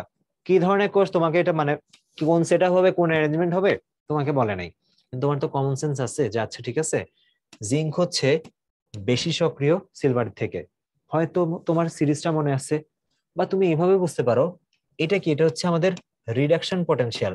আর ভাইয়া কি বলছিলাম, রিডাকশন পটেনশিয়াল যত নেগেটিভ তত সক্রিয়। সো দেখো, যত নেগেটিভ তত সক্রিয়, যত পজিটিভ তত কম সক্রিয়। তার মানে কি, জিঙ্কের যে তড়িৎদ্বারটা সেটা হবে তোমার অ্যানোড, আর সিলভারের যে তড়িৎদ্বারটা সেটা হবে তোমার ক্যাথোড। এটাই এখানে বোঝার, এই যে যত নেগেটিভ তত হচ্ছে অ্যানোড সক্রিয়, যত পজিটিভ তত হচ্ছে ক্যাথোড ইউজ করবো। ওকে, আসো এবার তাহলে আমাদের এখানে রিয়াকশনটা কি হবে, জিঙ্ক আলটিমেটলি পরিণত হবে কিসে, জিঙ্ক 2+, যেহেতু জারণ তড়িৎদ্বার ধাতু থেকে আয়ন হবে। আর সিলভার কি হবে, উল্টাটা হবে, মানে সিলভার আয়ন থেকে, এই যে সিলভার প্লাস আছে, আয়ন থেকেও কিসে পরিণত হবে, সিলভার ধাতুতে পরিণত হবে। আমি যদি এবার বের করি এটার ই সেলটা যদি বের করি, আমি কি লিখবো, রিয়াকশনে যা হচ্ছে তা, জিঙ্ক থেকে জিঙ্ক 2+ লিখে ফেলি, জিঙ্ক থেকে জিঙ্ক 2+, আর এই পাশে কি লিখবো, সিলভার প্লাস থেকে সিলভার, সিলভার প্লাস থেকে সিলভার। আসো দেখি কোয়েশ্চেনে কি কি দেওয়া আছে আর আমার সেটাকে কি করতে হবে। কোয়েশ্চেনে দেওয়া জিঙ্ক 2+ থেকে জিঙ্ক, আমার লাগবে উল্টাটা। তার মানে এইটা যে নেগেটিভ ভ্যালু আমি এখানে বসাবো +0.76। আচ্ছা, সাথে কি হবে, এটা দরকার সিলভার প্লাস থেকে সিলভার, আমারও দেওয়া আছে সিলভার প্লাস থেকে সিলভার, মিলে গেছে আর কি, দুইটাই মিলে গেছে। সো যা আছে তাই বসাবো, 0.80 ভোল্ট। সো যোগ করলে কত হয়, 600 8 7 15 1.56 ভোল্ট। আছে না আনসার আমাদের 1.56 ভোল্ট। দেখছো, কনফিউজ করার জন্য কিন্তু দুইটাই দেওয়া, সেম ভ্যালু, নেগেটিভও দেওয়া পজিটিভও দেওয়া, আনসার হবে কি আমাদের পজিটিভ। তার মানে এটা একটা স্বতঃস্ফূর্ত কোষ হবে, মানে বিক্রিয়া এটার হবে। ওকে, তারপর দেখো আরেকটা রিয়াকশন দেওয়া, এই যে দেখছো মানে একই ইয়ারে দুই টাইপের কোশ্চেন, হ্যাঁ, ডিউতে 22-23 আসছে, মানে আর জিএসটি তে হচ্ছে 22-23 সালে আসছে, একই ইয়ারে একই টাইপের কোশ্চেন দুই জায়গায় আসছে। তো এটার জন্য কাজ কি হবে, আবার হচ্ছে দুইটার বিজারণ বিভব দেওয়া। এটা তো তুমি রিয়াকশন জানোই, সো এটাতে ভাইয়া কথা কম বলে একসাথে লিখে দিই। এই যে এটার ক্ষেত্রে ই সেল কি হবে, জিঙ্ক যে অ্যানোড হিসেবে ব্যবহার হয় সেটা আমরা জানি, তার মানে ই কি হবে, জিঙ্ক থেকে জিঙ্ক 2+, অ্যানোড বিক্রিয়া, এই যে জারণ ইলেকট্রনের ছাড়ন, রাইট। আচ্ছা, আর এটা কি হবে, ই অফ কপার 2+ থেকে কপার।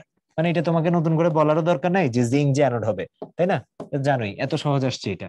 ওকে, সো জিঙ্ক থেকে জিঙ্ক 2+, কোশ্চেনে কি দেওয়া, কোশ্চেনে দেওয়া হচ্ছে উল্টাটা, এই যে দেখো কোশ্চেনে দেওয়া বিজারণ বিভব এন্ড দেওয়া জিঙ্ক 2+ থেকে জিঙ্ক। সো তোমার কি লাগবে, ওই বিভবের উল্টাটা, মানে তোমার এখানে বসানো লাগবে 0.74 ভোল্ট। আর এটা কি দেওয়া, কপার 2+ থেকে কপার, এই যে +0.34। তোমার কি দরকার, প্লাস যেটা সেটা, মানে এই যে কপার 2+ থেকে কপার একটাই দরকার। সো বসে দাও +0.34, ক্যালকুলেশন করলে কত, 1 পয়েন্ট কত আসবে, 4 4 8, আর হচ্ছে 4 7 11, তার মানে হচ্ছে 4 4 8 ও 7 3 হচ্ছে 10, 1.08 ভোল্ট, ঠিক আছে না, 1.08, এই যে প্লাস যেটা সেটা। আবার এখানেও, হ্যাঁ এখানেও এই যে মাইনাস অ্যান্সারটা দেওয়া আছে, তার মানে অপশনে থাকবেই, ট্র্যাপ অপশন থাকবে। ট্র্যাপ বলতে তোমাকে আর কি একটু ভুল উত্তরের দিকে মানে মোটিভেট করা, এটাও থাকবে এটাও থাকবে, তুমি অবশ্যই বুঝে শুনে বের করবা, ঠিক আছে। ওকে, এবার আসো সামনের দিকে যাই, কি বলা, জিঙ্ক এবং কপার প্রমাণ বিজারণ বিভব দেওয়া আছে, প্রমাণ বিভব দেওয়া আছে যথাক্রমে। ওকে, এন্ড এখানে বের করতে বলছে যে পূর্ণ কোষ্ঠীর প্রমাণ বিভব কত হবে, একই তো ম্যাথ দিচ্ছে, হ্যাঁ। এন্ড এখানে দেখো প্রমাণ বিভব বলা, এই কথাটাই ভাইয়া বলতেছিলাম, প্রমাণ বিভব বলা, কিন্তু এটা জারণ বিভব নাকি বিজারণ বিভব বলা নাই। বাট দেখো সিরিয়ালি কি দিছে, জিঙ্ক 2+ থেকে জিঙ্ক, আবার কপার 2+ থেকে কপার, তার মানে দেখে বোঝা যাচ্ছে দুইটাই দেওয়া বিজারণ বিভব। সো আবার আগের মতো লিখে ফেলো, এই যে ই নট, মানে ই নট সেল সমান হবে ই অফ, কি দরকার, জিঙ্ক থেকে জিঙ্ক 2+, এটা। আর এখানে কি দরকার, ই অফ কপার 2+ থেকে কপার, রাইট। সো ওরা বিভব দিয়ে দিচ্ছে, পূর্ণ কোষ্টার প্রমাণ বিভব কত সেটা বের করতে বলছে। আসো বসে তাহলে ভ্যালু, আমার দরকার জিঙ্ক থেকে জিঙ্ক 2+, ওরা দিচ্ছে কি উল্টাটা। সো আমি এটা কিভাবে বসাবো, +0.35। এই ভ্যালুগুলো ওরা কেন এরকম দিচ্ছে জানি না, এই জিনিসগুলো তো আসলে নির্দিষ্ট হইতে পারে যে এটা, অবশ্য আবার প্রমাণও লিখছে, প্রমাণ অবস্থায় তো ভ্যালুগুলো নির্দিষ্ট, ওরা ওদের মতো বানায় দিচ্ছে আর কি দুইটা, অ্যাকচুয়ালি তো ভ্যালুগুলো রিয়েলি এটা না। কপারেটটা যা দরকার তাই দেওয়া, দেখো কপারেটটা বিজন বিভব দেওয়া দরকার, ওরা দিয়েও দিচ্ছে তাই। সো এটাও আনসার পজিটিভই আসবে। কত আসে, 5 2 7, 5 2 7, 3 আর 1 4, 0.47 ভোল্ট। আনসার কোনটা, এই যে ডি, 0.47 ভোল্ট, ঠিক আছে। জিঙ্ক ও সিলভার তড়িৎদ্বারের জারণ বিভব, এই কোশ্চেনটা আমরা করে ফেলছি। এন্ড এখানে দেখো আমার কিছু চিন্তা করে বের করতে নেই, সেল সেটআপটাই ওরা দিয়ে দিচ্ছে, যে কোষ সংকেত ওরা দিয়ে দিচ্ছে, যে ফার্স্টেরটা অ্যানোড আর পরেরটা ক্যাথোড। সো অ্যানোডে জারণ হয়, ক্যাথোডে বিজারণ হয়, তার মানে সবকিছু ঠিকঠাক থাকলে আনসার হচ্ছে 1.56। একটু আগে এটা করে আসছি, সেই তো বেশ কয়েকটা প্র্যাকটিস করে দিলাম যাতে তোমরা আর না আটকাও। এই জিনিসটা খুবই ইম্পর্টেন্ট, মানে এটাতে কোয়েশ্চেন আসেই, রিসেন্ট ইয়ারে দেখছো জিএসটি তো আসছে, ঢাবিতেও আসছে। তো এবার যদি আমরা এই প্রবলেমটা দেখি, এখানে দেখো কি বলছে, পারঅক্সাইডকে পারম্যাঙ্গানেট দ্বারা জারণ করা হলে কোষ বিভব হিসাব করতে বলছে। এই প্রবলেম গুলো আগের প্রবলেমের মতোই, বাট এখানে যেটা হচ্ছে যাদেরকে দেওয়া, দেখো এটা দ্বারা জারণ করা হয়েছে পারম্যাঙ্গানেট। এমনি তো আমরা তো জানি যে পারম্যাঙ্গানেট হচ্ছে কি একটা জারক, তার মানে এই পোর্শনটা পারঅক্সাইড, যেটা হাইড্রোজেন পারঅক্সাইড, এটা একটা বিজারক হিসেবে কাজ করতেছে। এই প্রবলেমটা সলভ করার জন্য আমাদের হয়তো একটু পরিমাণগত রসায়নের আইডিয়া থাকা লাগবে, বাট তাও যে ইনফরমেশন দেওয়া আছে দেখে বোঝা সম্ভব। আসো খেয়াল করি একটু। ও হচ্ছে জারক, জারক কি হয়, বিজারিত হয়। তার মানে এই যে দেখো পারম্যাঙ্গানেট, এই যে এখানে কি করছে, ইলেকট্রনের গ্রহণ হয়েছে। আর ইলেকট্রনের গ্রহণ মানে কি, এটা একটা রিডাকশন বা বিজারণ বিক্রিয়া। আর বিজারণ বিক্রিয়াতে ইলেকট্রনের গ্রহণ হয়, তার মানে জারক ইলেকট্রন গ্রহণ করবে, গ্রহণ করে জারক বিজারিত হবে। আর সেই জন্য যে পটেনশিয়ালটা আমরা পাবো, বিভবটা পাবো, সেটাই কি বলবো আমরা, আমরা বলবো হচ্ছে রিডাকশন পটেনশিয়াল বা বিজারণ বিভব।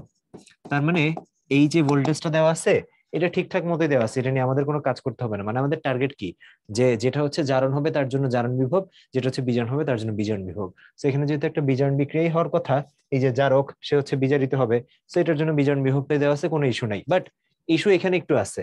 এখানে কি দেওয়া দেখো, এই যে এখানেও ইলেকট্রনের গ্রহণই দেখানো হচ্ছে, তার মানে এটাও একটা বিজারণ বিক্রিয়া। তার মানে এইটার জন্য যে করেসপন্ডিং বিভবটা, এটাও একটা বিজারণ বিভব।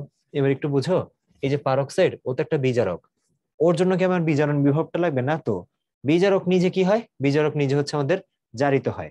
তো আমার এখানে বেসিক্যালি হচ্ছে উল্টা রিয়েকশনের জন্য লাগবে, দ্যাট ইজ এই যে পারক্সাইড ও হচ্ছে দুইটা ইলেকট্রন ছাড়বে, ছেড়ে হচ্ছে ও যদি এই যে এরকম হয়, এটার জন্য যে করেসপন্ডিং পটেনশিয়ালটা সেটা আমাদের লাগবে। সো এটা ছিল রিডাকশন পটেনশিয়াল, তার মানে এখানে এটা কি লাগবে, অক্সিডেশন পটেনশিয়াল, যেটা সেটা অক্সিডেশন পটেনশিয়াল, এন্ড সেটা কত হবে, সেটা হচ্ছে আমাদের -0.68। উল্টাটা হবে অবশ্যই, তাই না? আসো এবার হচ্ছে ক্যালকুলেশন করে ফেলি, কি করতে হবে, যারটা যেটা রিডাকশন পটেনশিয়াল আছে, একটা অক্সিডেশন পটেনশিয়াল আছে, এই দুটো যোগ করে দিতে হবে। ওকে, সো আসো যোগ যদি করি আমরা, আমাদের ই নট সেল এটা ইকুয়ালস টু হবে হচ্ছে কত, 1.51 মাইনাস 0.68। মাইনাস বলতে আমরা অ্যাকচুয়ালি দুটো যোগ করতেছি, এন্ড যেহেতু এটার সাইনটাই হচ্ছে মাইনাস, তাই এটা মাইনাস হিসেবে সরাসরি বসছে আর কি। ওকে, সেটা কত হবে আমাদের, 11 থেকে যদি 8 বাদ দিই আমাদের হবে হচ্ছে 3, তো আলটিমেটলি হচ্ছে 0.68। এটা হচ্ছে কত আমাদের 4, তাহলে 14 থেকে যদি 6 বাদ দিই তাহলে হচ্ছে 8.83 ভোল্ট, এবং অবশ্যই অ্যান্সারটা আসবে পজিটিভ। এখানে অবশ্য সব পজিটিভই দেওয়া ছিল, প্লাস 0.83 ভোল্ট।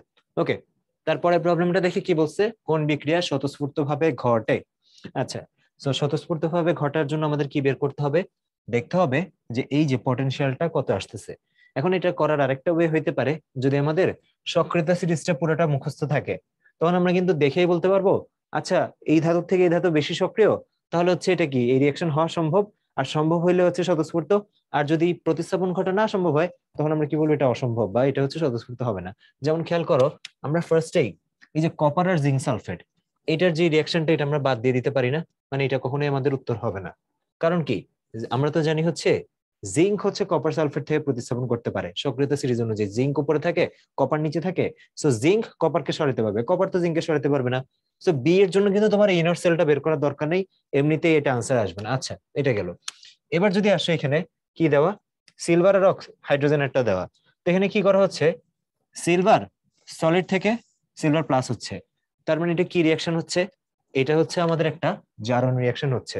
এখন তুমি দেখো আমাদের যে সক্রিয়তা সিরিজ সেটা কিরকম, এই যে হাইড্রোজেন লিগে কানা ম্যাগাইভার এলো, যেন ফিরে শোনা পাবে হায় কোথাকার হাজি আজি।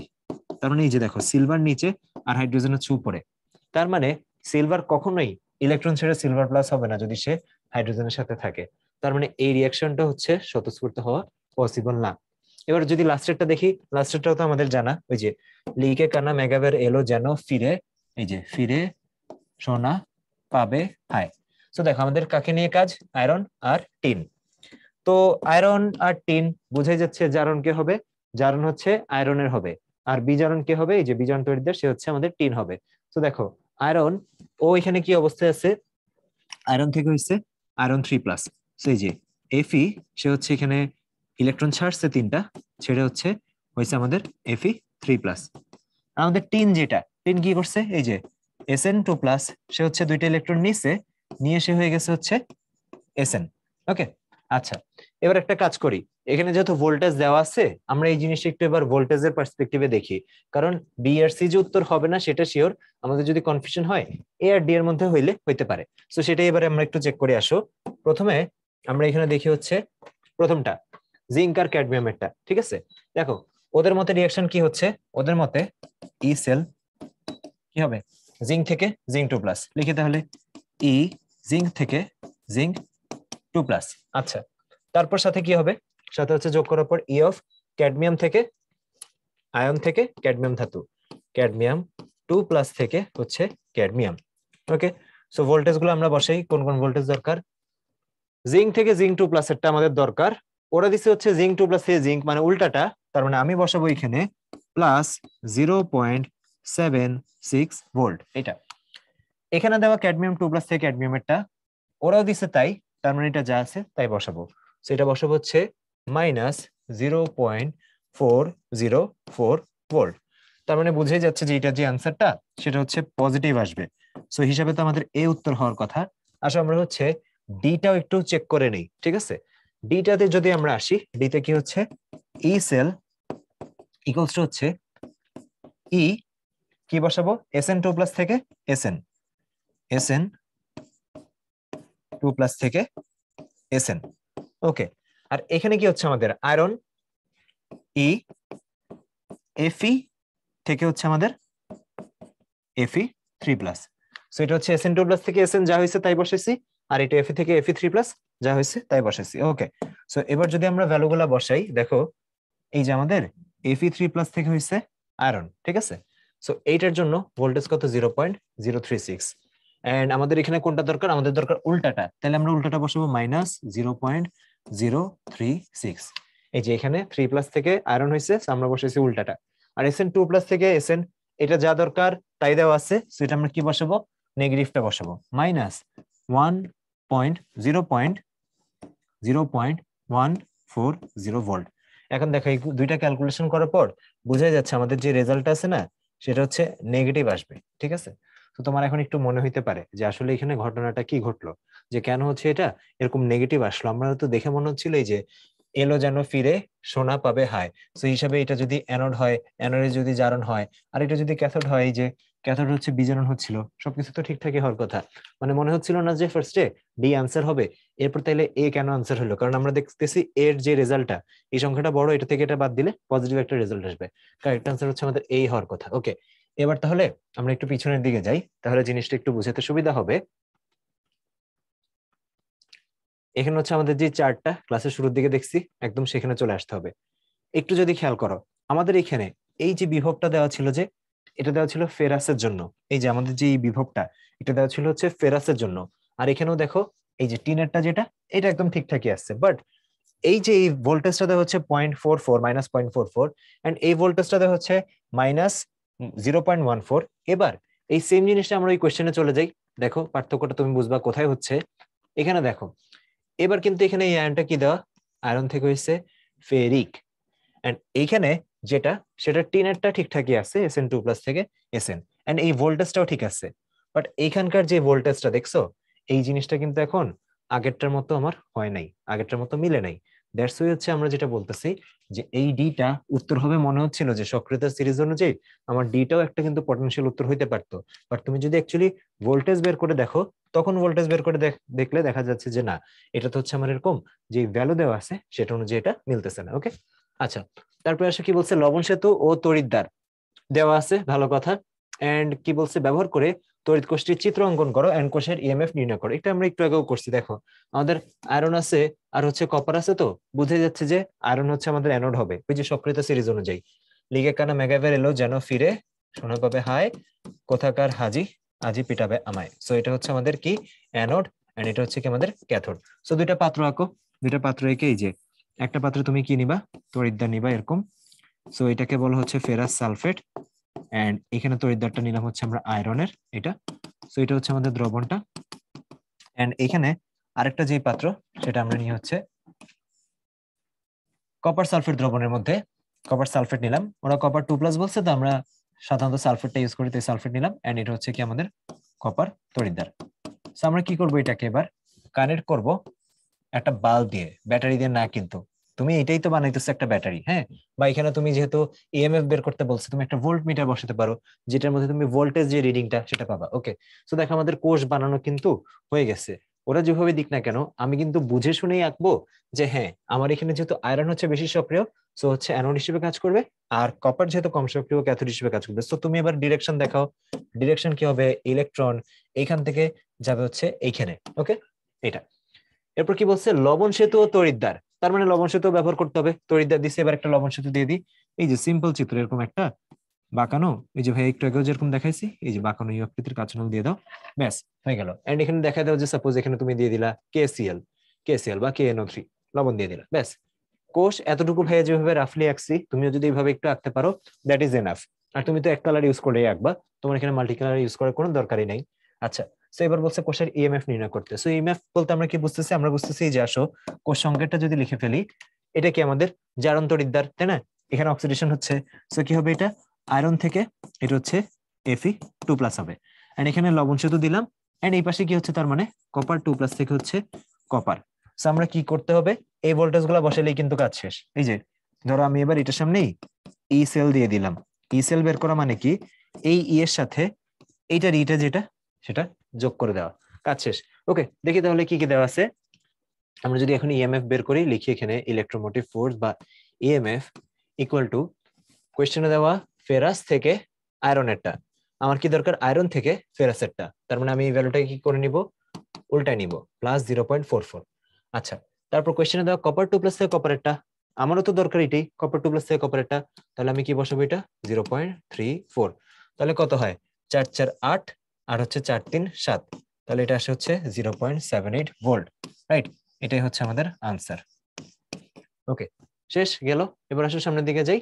এবার আমরা দেখতে দেখতে আমাদের একদম এই চ্যাপ্টারের লাস্ট স্টেপে চলে আসছি, যেটা হচ্ছে নার্সের ইকুয়েশন। সো নার্সের ইকুয়েশন আমরা কোন সিচুয়েশনের জন্য বলি, অপ্রমাণ। এই যে দেখো কোয়েশ্চেন আসছেই কম, কারণ ক্যালকুলেটর ছাড়া করা একটু টাফ হয়ে যেত। অপ্রমাণ মানে হচ্ছে যখন ধরো এই যে 25°C থাকবে না, জিরো না কিন্তু, যখন হচ্ছে আমাদের 25°C থাকবে না, তখন যখন 25°C থাকবে না, বা হয়তো এরকম হইতে পারে 1 ATM নাই, তিনটা যে কোনোটাই হইতে পারে, বা হচ্ছে ঘনমাত্রা 1 মোলার নাই, তিনটার যে কোনোটাই হইতে পারে, ঠিক আছে?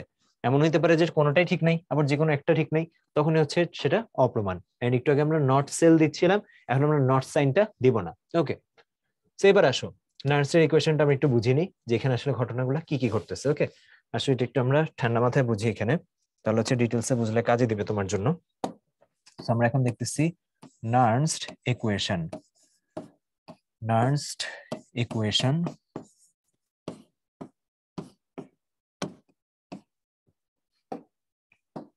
ওকে, আসো আমরা এখন দেখবো আমাদের নার্সের ইকুয়েশন। আমরা ফার্স্ট একটু দেখি যে নার্সের ইকুয়েশন আসলে আমরা কার জন্য বের করতে যাচ্ছি বা কিভাবে বের করতে যাচ্ছি। দেখো, জিনিসটা হচ্ছে যে সাপোজ আমরা একটা পরিচিত রিঅ্যাকশনেরই আরো রিলেট করতে সুবিধা হবে। ধরো আমি নিলাম হচ্ছে যে যার কথা দেখে আসতেছি, যে জিঙ্ক প্লাস হচ্ছে কপার 2+, এটা থেকে পাচ্ছি আমি কি, জিঙ্ক 2+ আর সাথে হচ্ছে কপার, এটা। ওকে, সো নার্সের ইকুয়েশনের যে ইকুয়েশনটা সেটা আমরা কি জানি, যে এখানে আমরা বের করি হচ্ছে একটা ই সেল বের করি। এন্ড এটা কোথা থেকে আসছে, এই যে ই নট সেলের যে ভ্যালুটা, এটা মাইনাস হচ্ছে এই যে RT/EF আর হচ্ছে লন কিউ। এবার আসলে সবের পরিচয় দেখবো এখানে। ই সেল তো যেটা অপ্রমাণ বিভব সেটা, ই নট সেলে যে এতক্ষণ যেটা যোগ বিয়োগ করে বের করছি সেটা। যেমন এই সেলটার জন্য আমরা ই নট সেলটা জানি মুখস্থ, আমাদের ই নট সেল হচ্ছে এখানে কত, ই নট সেল হবে 1.10 ভোল্ট, রাইট? এটা যেহেতু ড্যানিয়েল সেল, আমাদের ভোল্টেজটা মুখস্থ আছে। ওকে, এবার আসলে আস্তে আস্তে বাকিগুলো বোঝার চেষ্টা করি। দেখো, প্রথমেই আমরা যদি এই কিউ টার্মটার দিকে তাকাই, এই কিউটা আসলে কি? হ্যাঁ, এই কিউটা হচ্ছে আমাদের বিক্রিয়া অনুপাত। কিউটা হচ্ছে বিক্রিয়া অনুপাত। তোমরা যদি কেপিকেসির লেকচারটা পড়ে থাকো ঠিক মতো, এই যে রাসায়নিক পরিবর্তনের ফার্স্ট পেপারে যেটা 4th চ্যাপ্টার, তখন দেখবা যে সেখানে এটা নিয়ে আলোচনা করা হয়েছে।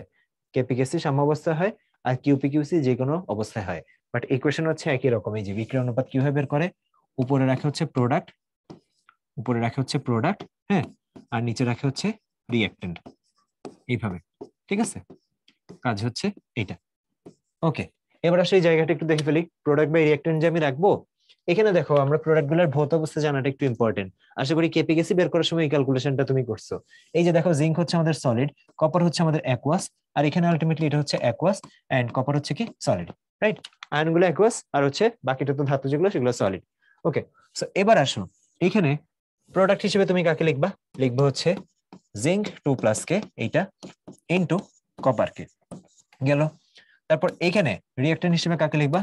জিঙ্ক ইনটু হচ্ছে কপার 2+ কে।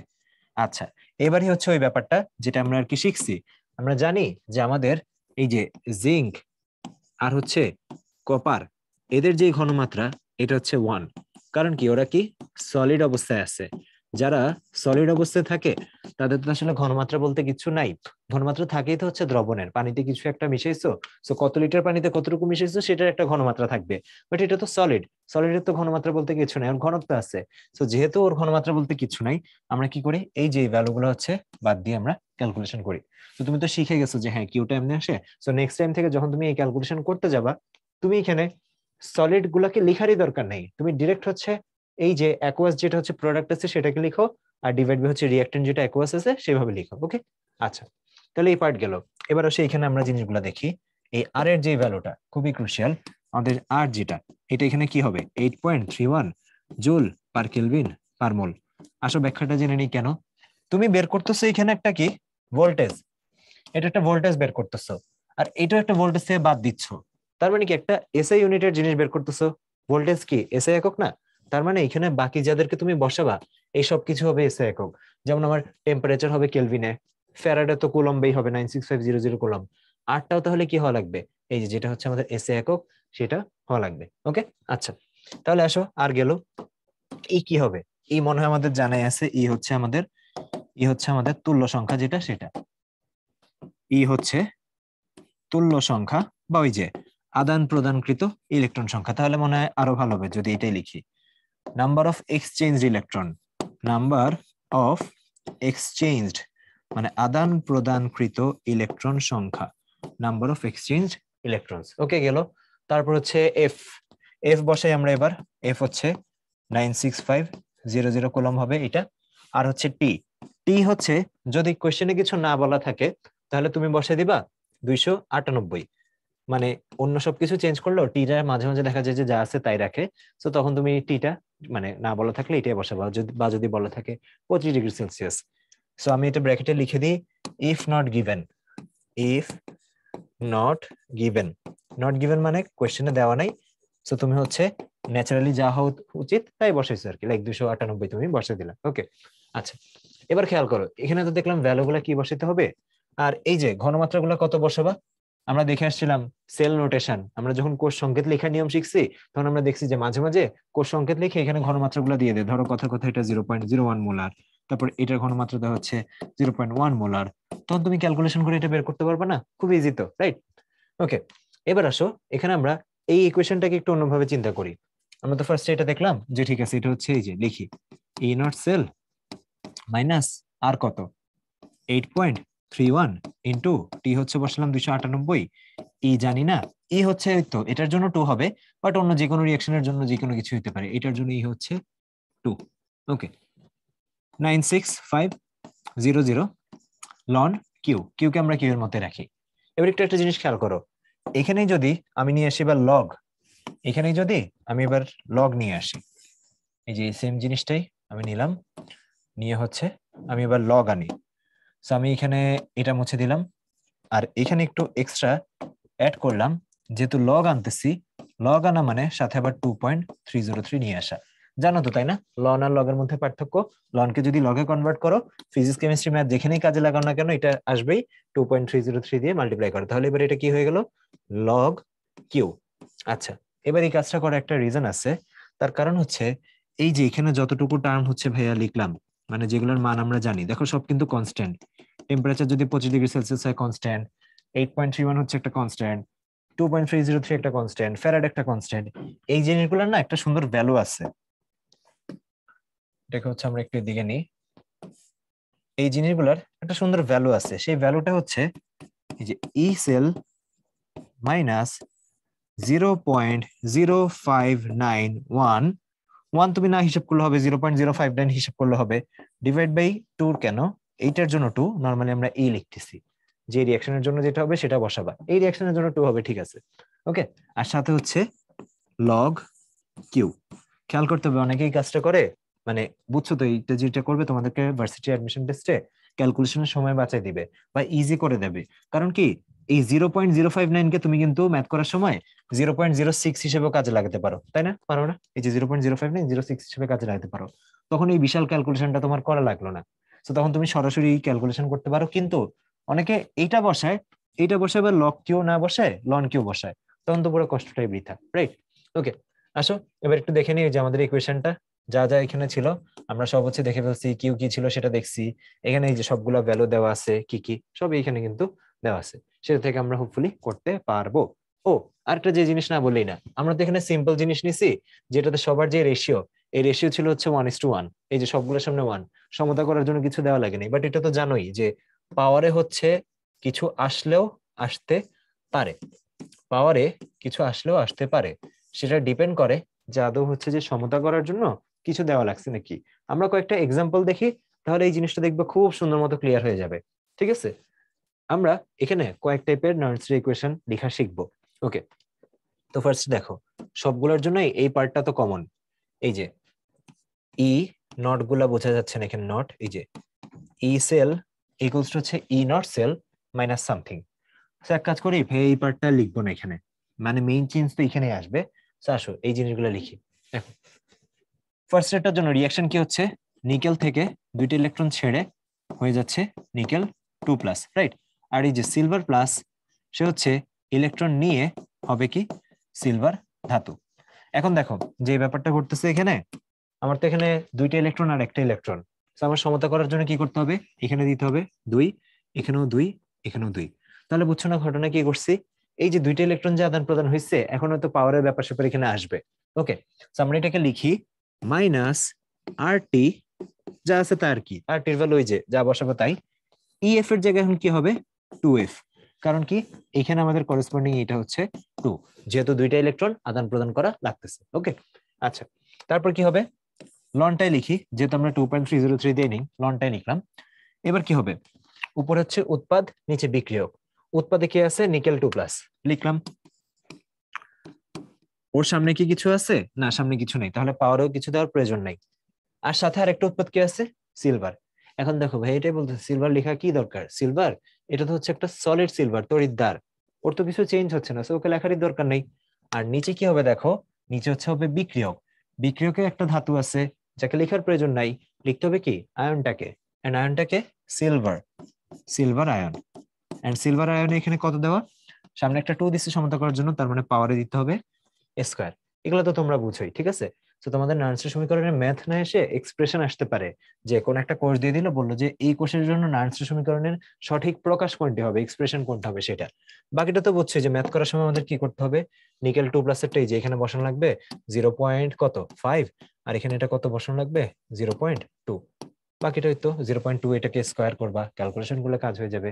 হ্যাঁ, ইন্টারেস্টিং হচ্ছে এইটা, এটা ভালো একটা রিয়াকশন, কারণ কি দেখো বোর্ডে হয়তো করছো তোমরা এটা, এই দেখো অ্যালুমিনিয়াম, অ্যালুমিনিয়াম 3টে ইলেকট্রন ছেড়ে হয় হচ্ছে আমাদের অ্যালুমিনিয়াম 3+, আর হচ্ছে আমাদের জিঙ্ক 2+, ও 2টা ইলেকট্রন নিয়ে হয়ে যায় হচ্ছে কি জিঙ্ক ধাতুতে, রাইট? সেখানে বুঝতে পারতেছি ইলেকট্রন আদান প্রদানের যে ব্যাপারটা, এটা হচ্ছে সমান হয় নাই, আমাদের তো এটা সমান করা লাগবে। আসো তাহলে করি, এটা কিভাবে করা যায় দেখাই একটু। আমরা এই রিয়াকশনটাকে হচ্ছে এখানে নিলাম, এরপর এটাকে আবার একটু লিখি, পুরোটা আসে নাই।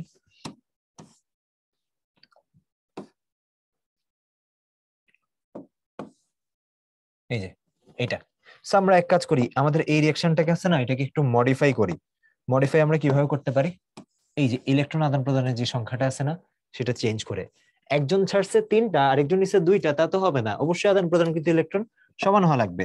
এই জন্য আমরা এক কাজ করি না, আমরা হচ্ছে এটাকে তোমার এই যে মাল্টিপ্লাই করে দিই হচ্ছে এটাকে 2 দিয়ে, এন্ড এটাকে মাল্টিপ্লাই করে দিই 3 দিয়ে, বুঝতে পারতেছো কি হবে, সামনে চলে আসবে 2, 6টা ইলেকট্রন হয়ে যাবে, সামনে চলে আসবে 2, সামনে চলে আসবে 3, 6টা ইলেকট্রন, সামনে চলে আসবে 3। সো দেখো এটার জন্য কি দাঁড়ায় মাইনাস RT বাই EF এর জায়গায় এখন কি হবে এই যে 6F। দেখছো এইটা এখন 2ও হইলো না 3ও হইলো না, এই জন্য এই কথাটা লিখছি যে এক্সচেঞ্জ। এক্সচেঞ্জ মানে কি আদান প্রদান, ঠিক আছে? যতটা নিচে ততটাই তো ছাড়তে হবে, এই জন্য এটা কত আসতেছে এখানে 6। ওকে, তারপর কি হবে লন উৎপাদে কে থাকবে অ্যালুমিনিয়াম, এই যে অ্যালুমিনিয়াম 3+, তার পাওয়ারে কত হবে পাওয়ারে হবে হচ্ছে স্কয়ার, বিক্রিয়কে কে থাকবে জিঙ্ক 2+, পাওয়ারে কত হবে জিঙ্ক 2+ এর কিউব। আমি আর ওই যে সলিড গুলো এখন দেখাইনি, বুঝতেই পারতো সলিড এখন আর দেখানোর কিছু নাই এখানে। ওকে, এবার আসো তাহলে আমরা নিচেরটা লিখি। নিচেরটা একটু ডিফারেন্ট, এই পাশটা ঠিকঠাকই দেওয়া কিন্তু ওই পাশটা দেওয়া হচ্ছে একটা গ্যাস ইলেকট্রোড, হ্যাঁ হাইড্রোজেন যে অর্ধকোষ সেটা দেওয়া আছে। ওকে, সো আসো এটার জন্য কি হবে ফার্স্ট রিঅ্যাকশন যদি লিখি, ক্যাডমিয়াম দুইটা ইলেকট্রন ছেড়ে হচ্ছে ক্যাডমিয়াম 2+, আর হচ্ছে আমাদের H+, সে ইলেকট্রন একটা নিয়ে হবে হাইড্রোজেন কিন্তু পরমাণু তো থাকবে না, দ্যাটস ওয়াই 2H+, দুইটা ইলেকট্রন নিয়ে হবে হাইড্রোজেন গ্যাস। ওকে, সো এবার আসো এটার জন্য যদি আমরা বের করি মাইনাস RT, ইলেকট্রন আদান প্রদান কয়টা করছে দুইটা, সো কি হবে 2F। ওকে, আর সাথে কি হবে লন, লন কি হবে কিউ, এই যে আবারও কিউ, এবার কিউতে কিন্তু কথা আছে, এই জন্যই গ্যাস ইলেকট্রোড দেওয়া। এখন তুমি দেখো উৎপাদে কে কে আছে, ক্যাডমিয়াম আছে, সো লিখো ক্যাডমিয়াম 2+, সামনে কোনো সংখ্যা আছে না নাই, সো পাওয়ারও কিছু হবে না। এবার দেখো এটার সাথে কি গুণ দিবা, এইখানকার উৎপাদটা কিন্তু তোমার গ্যাস বা মানে সলিড বা লিকুইড না, একটা গ্যাস। যদি সলিড বা লিকুইড হতো তখন আমরা এটাকে ইগনোর করতে বলছি, বাট গ্যাস হলে তো গ্যাসের জন্য একটা সক্রিয় ভর আছে, মনে আছে কেপি কেসি বের করার জন্য একটা হচ্ছে কেপি আর একটা হচ্ছে কেসি। কেসি বসানোর সময় তুমি বসাও ঘনমাত্রা বের করার সময়, আর কেপি বের করার সময় তুমি কি বসাও আংশিক চাপ। সো এটা যেহেতু একটা গ্যাস, গ্যাসের ঘনমাত্রা নাই বাট এখানে একটা আংশিক চাপ আছে, দ্যাটস এটা আমরা বসাচ্ছি P(H2). সামনে কিছু আছে না নাই, তাহলে গুণ মানে পাওয়ার দেওয়ার কোনো কারণ নাই। আর এরপরে বাম পাশে থাকো এটা তো সলিড, এটা বাদ, আর এটা কি একটা অ্যাকুয়াস। সো অ্যাকুয়াস দেখে একটা আয়ন দেখে ওর ঘনমাত্রা আছে H+, এন উপরে পাওয়ার কত হবে পাওয়ার হবে স্কয়ার, তার কারণ কি এখানে হচ্ছে আমার একটা 2 ছিল। ওকে, এই তো আশা করি বুঝতে পারছো। তুমি যদি এই তিনটা মানে আমি এখানে 3 টাইপের দেখাইছি, একটা হচ্ছে জেনারিক মানে মোস্ট কমন বা অবভিয়াস এটা, তারপর এটা দেখাইছি যে গুণ করার ব্যাপার স্যাপার এদিক সেদিক সেটা, আর এটা দেখাইছি একটা গ্যাস ইলেকট্রোড সহ। এগুলো যদি বুঝে যাও যে কোনোটা আসলে তুমি লিখতে পারবা, ঠিক আছে? আর বললাম তো এখানে এক্সপ্রেশন লিখতে পারাটা হচ্ছে ইম্পর্টেন্ট, তোমাদের যদি এরকম ম্যাথ নাও আসে। ওকে, নার্সের ইকুয়েশনের জন্য যা যা দেখা দরকার আমরা দেখছি, দেখো কি বলা, অনাদর্শ কোষের কোষ বিভব নির্ণয় ব্যবহৃত হয়, পড়ে ফেলছি আমরা। এন্ড এটা থেকে বড় হবে নাকি ছোট হবে তা নির্ভর করে কিউ এর উপর। এই যে এই জিনিসটা ইম্পর্টেন্ট, আমাদের ই সেল যেটা আছে সেটা ইনর সেল থেকে বড় হইতে পারে ছোট হইতে পারে, রিলেশনটা কি একটু বড় একটা কোয়েশ্চেন আছে সেখানে দেখাবো। আচ্ছা, অর্ধকোষের জন্য নার্সের সমীকরণ কি করছে দেখছো? যেমন এই অর্ধকোষটা দেখে তোমার কি মনে হচ্ছে, এই যে এরকম একটা সেল লিখছে এ থেকে A+, সো এটার জন্য বিক্রিয়াটা কি হচ্ছে নিশ্চয়ই এরকম কিছু, এ একটা ইলেকট্রন ছেড়ে হয়ে গেছে A+, তার মানে এখানে কি উৎপাদটা A+। সো এখানে দেখো লনের পর উৎপাদই আছে, নিচে বিক্রিয়ক তো কিছু নেই কারণ বিক্রিয়ক তো অবশ্যই সলিড যেহেতু এটা একটা অর্ধকোষ হিসেবে লেখা হয়েছে। সো দেখো E0 একটা নিতে হয়, পূর্ণ কোষ হলে তো দুইটা যোগ করতে হয়, এখানে যেহেতু সেল একটা মানে হাফ সেল যেহেতু, তাই এখানে হাফ পার্টটা, আর সাথে হচ্ছে RT/EF বা NF যাই লিখো ই দিয়ে লিখতে পারো, আর সাথে লন এ, মানে প্রোডাক্টে যদি তুমি এ লিখো, এ লিখার তো কোনো সিগনিফিকেন্স নাই কারণ ওর তো ঘনমাত্রাটা হচ্ছে 1, সো ওকে ক্যালকুলেট করার তো কোনো প্রয়োজন নাই। ওকে, এবার দেখো এই সেম জিনিসটাই হাইড্রোজেন তড়িৎদ্বারের জন্য কি হয়, হাইড্রোজেন ইলেকট্রোডের জন্য।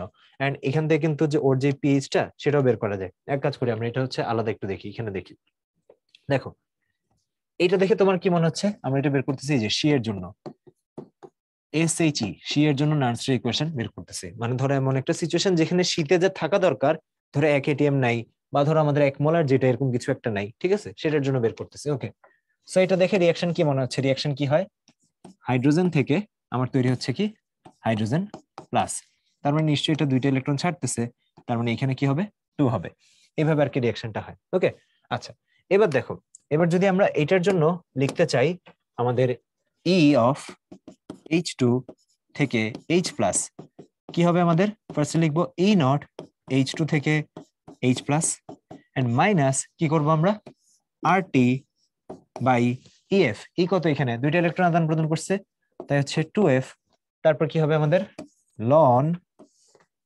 উৎপাদে কে আছে হাইড্রোজেন, সো H+, পাওয়ারে কত হবে ওর পাওয়ারে হবে হচ্ছে স্কয়ার, আর নিচে আমি কত দিয়ে ভাগ দেব, এখানে বিক্রিয়কে কি আছে হাইড্রোজেন, তার মানে হচ্ছে হাইড্রোজেনের যে আংশিক চাপ সেটা দিয়ে। ওকে, আচ্ছা এবার দেখো, যেহেতু এটা আমরা কাকে নিয়ে কথা বলতেছি, সি কে নিয়ে কথা বলতেছি, স্ট্যান্ডার্ড হাইড্রোজেন ইলেকট্রোড, তার মানে এই যে এই পোর্শনটা কতটুকু হবে, এটা হবে 0, রাইট? আচ্ছা এবার খেয়াল করো, এই জিনিসটাও পার্শিয়াল প্রেসার কত হওয়ার কথা, 1 atm হওয়ার কথা, মনে আছে না আমরা চিত্র আঁকার সময় শিখছি, ঠিক আছে? এখন আমরা জাস্ট ধরে নিচ্ছি এই ঘনমাত্রাটা সেম নাই।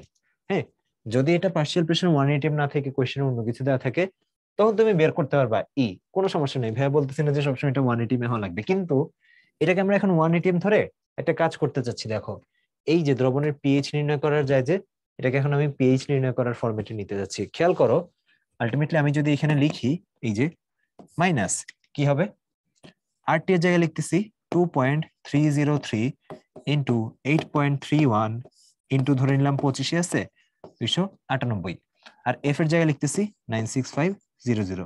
বুঝতেই পারতেছো এই কাজটা কেন করছি? এই কাজটা করছি কারণ এটাই তো আমরা কি জানি, একটা ধ্রুবক হয়। সো এই কারণে আমি এবার এটাকে লগের ফরম্যাটে নিতে যাচ্ছি। তার আরেকটা লাভ আছে, এই যে এখানে আমি 2টা রাখলাম, এখানে 2টাকেও রাখলাম, আমাদের যে 2টা আছে না, 2টাকে হচ্ছে একটু বাইরে রাখলাম, যেহেতু এই পার্টটা হচ্ছে ধ্রুবক, এই যে 2টা আছে এটাকে একটু বাইরে রাখলাম।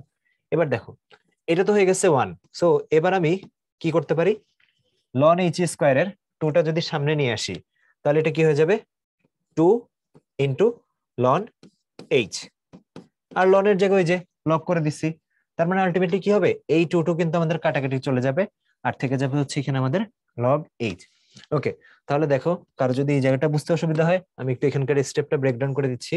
এখানে ফার্স্টে কি করছি, এটাকে এইভাবে লিখছি, লন এইচ প্লাস স্কোয়ার, আর নিচে এটা 1 বসাইছি। তার মানে ফাইনালি এটা কি দাঁড়ালো, লন এইচ প্লাস স্কোয়ার। আর এরপর কি করা যায়, এই যে পাওয়ারটা আছে না, এটা তো জানো, পাওয়ারটাকে সামনে নিয়ে আসা যায়। সো এটাকে আমি লিখতে পারি হচ্ছে 2 লন এইচ প্লাস, এইভাবে।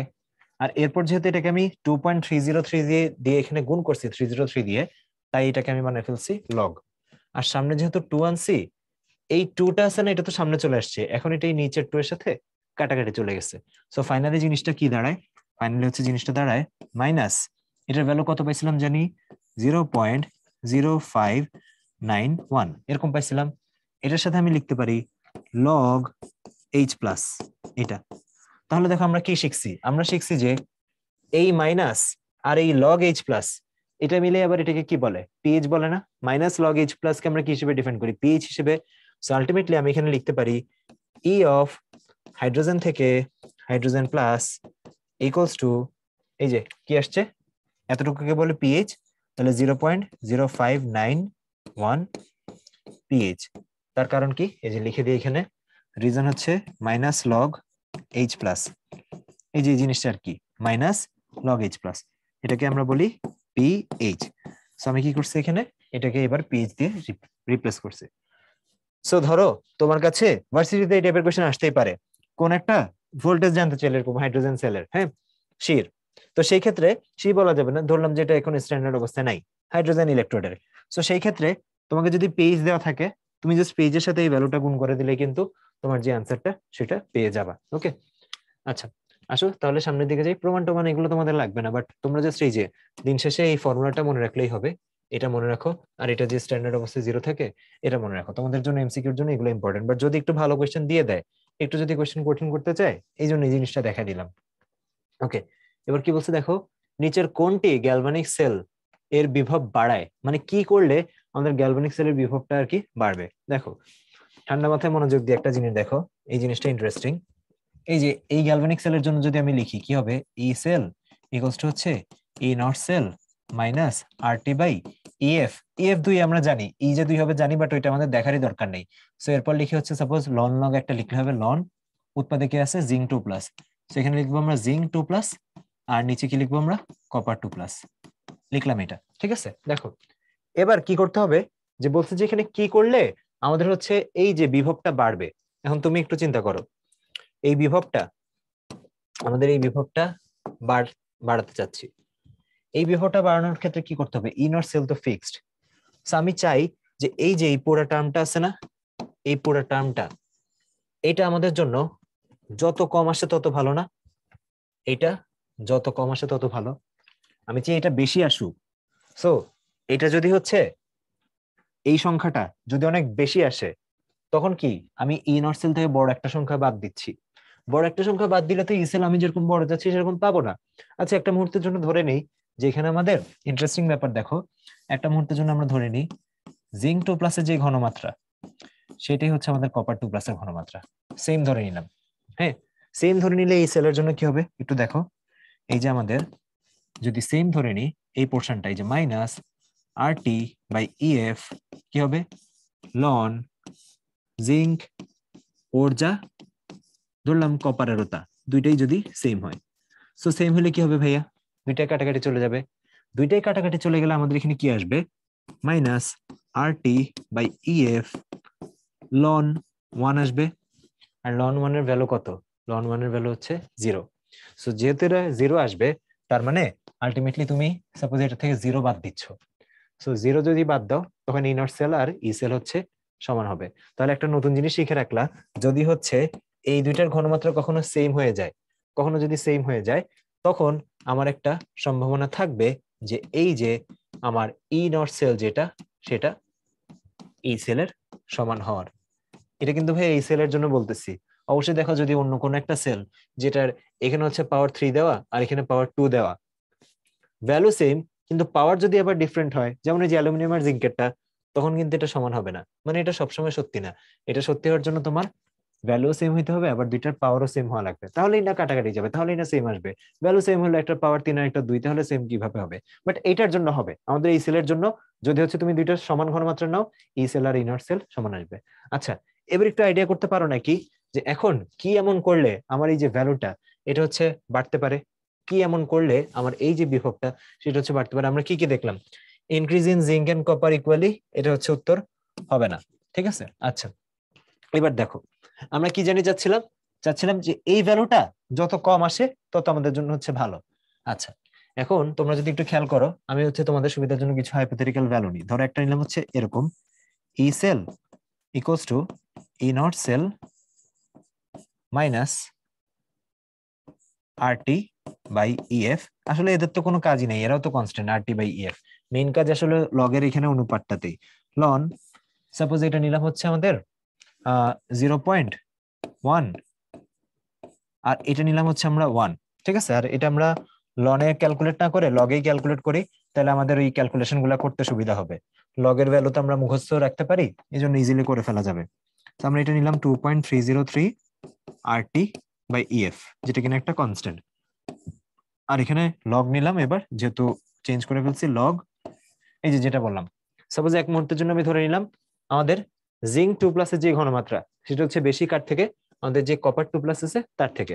সো তাহলে আমি ধরলাম এটা হচ্ছে আমাদের 1 আর এটা হচ্ছে 1/10। 1/10 মানে কি, আলটিমেটলি এটা যদি উল্টায় যায় এটা কি হয়ে যাবে, লগ 10। আর যদি এটা লগ 10 হয়ে যায়, এটার এখানে বেস কত আছে, 10 না? সো 10 এর উপর পাওয়ার 1, আলটিমেটলি এই জিনিসটা যা আছে তাই থেকে যাবে।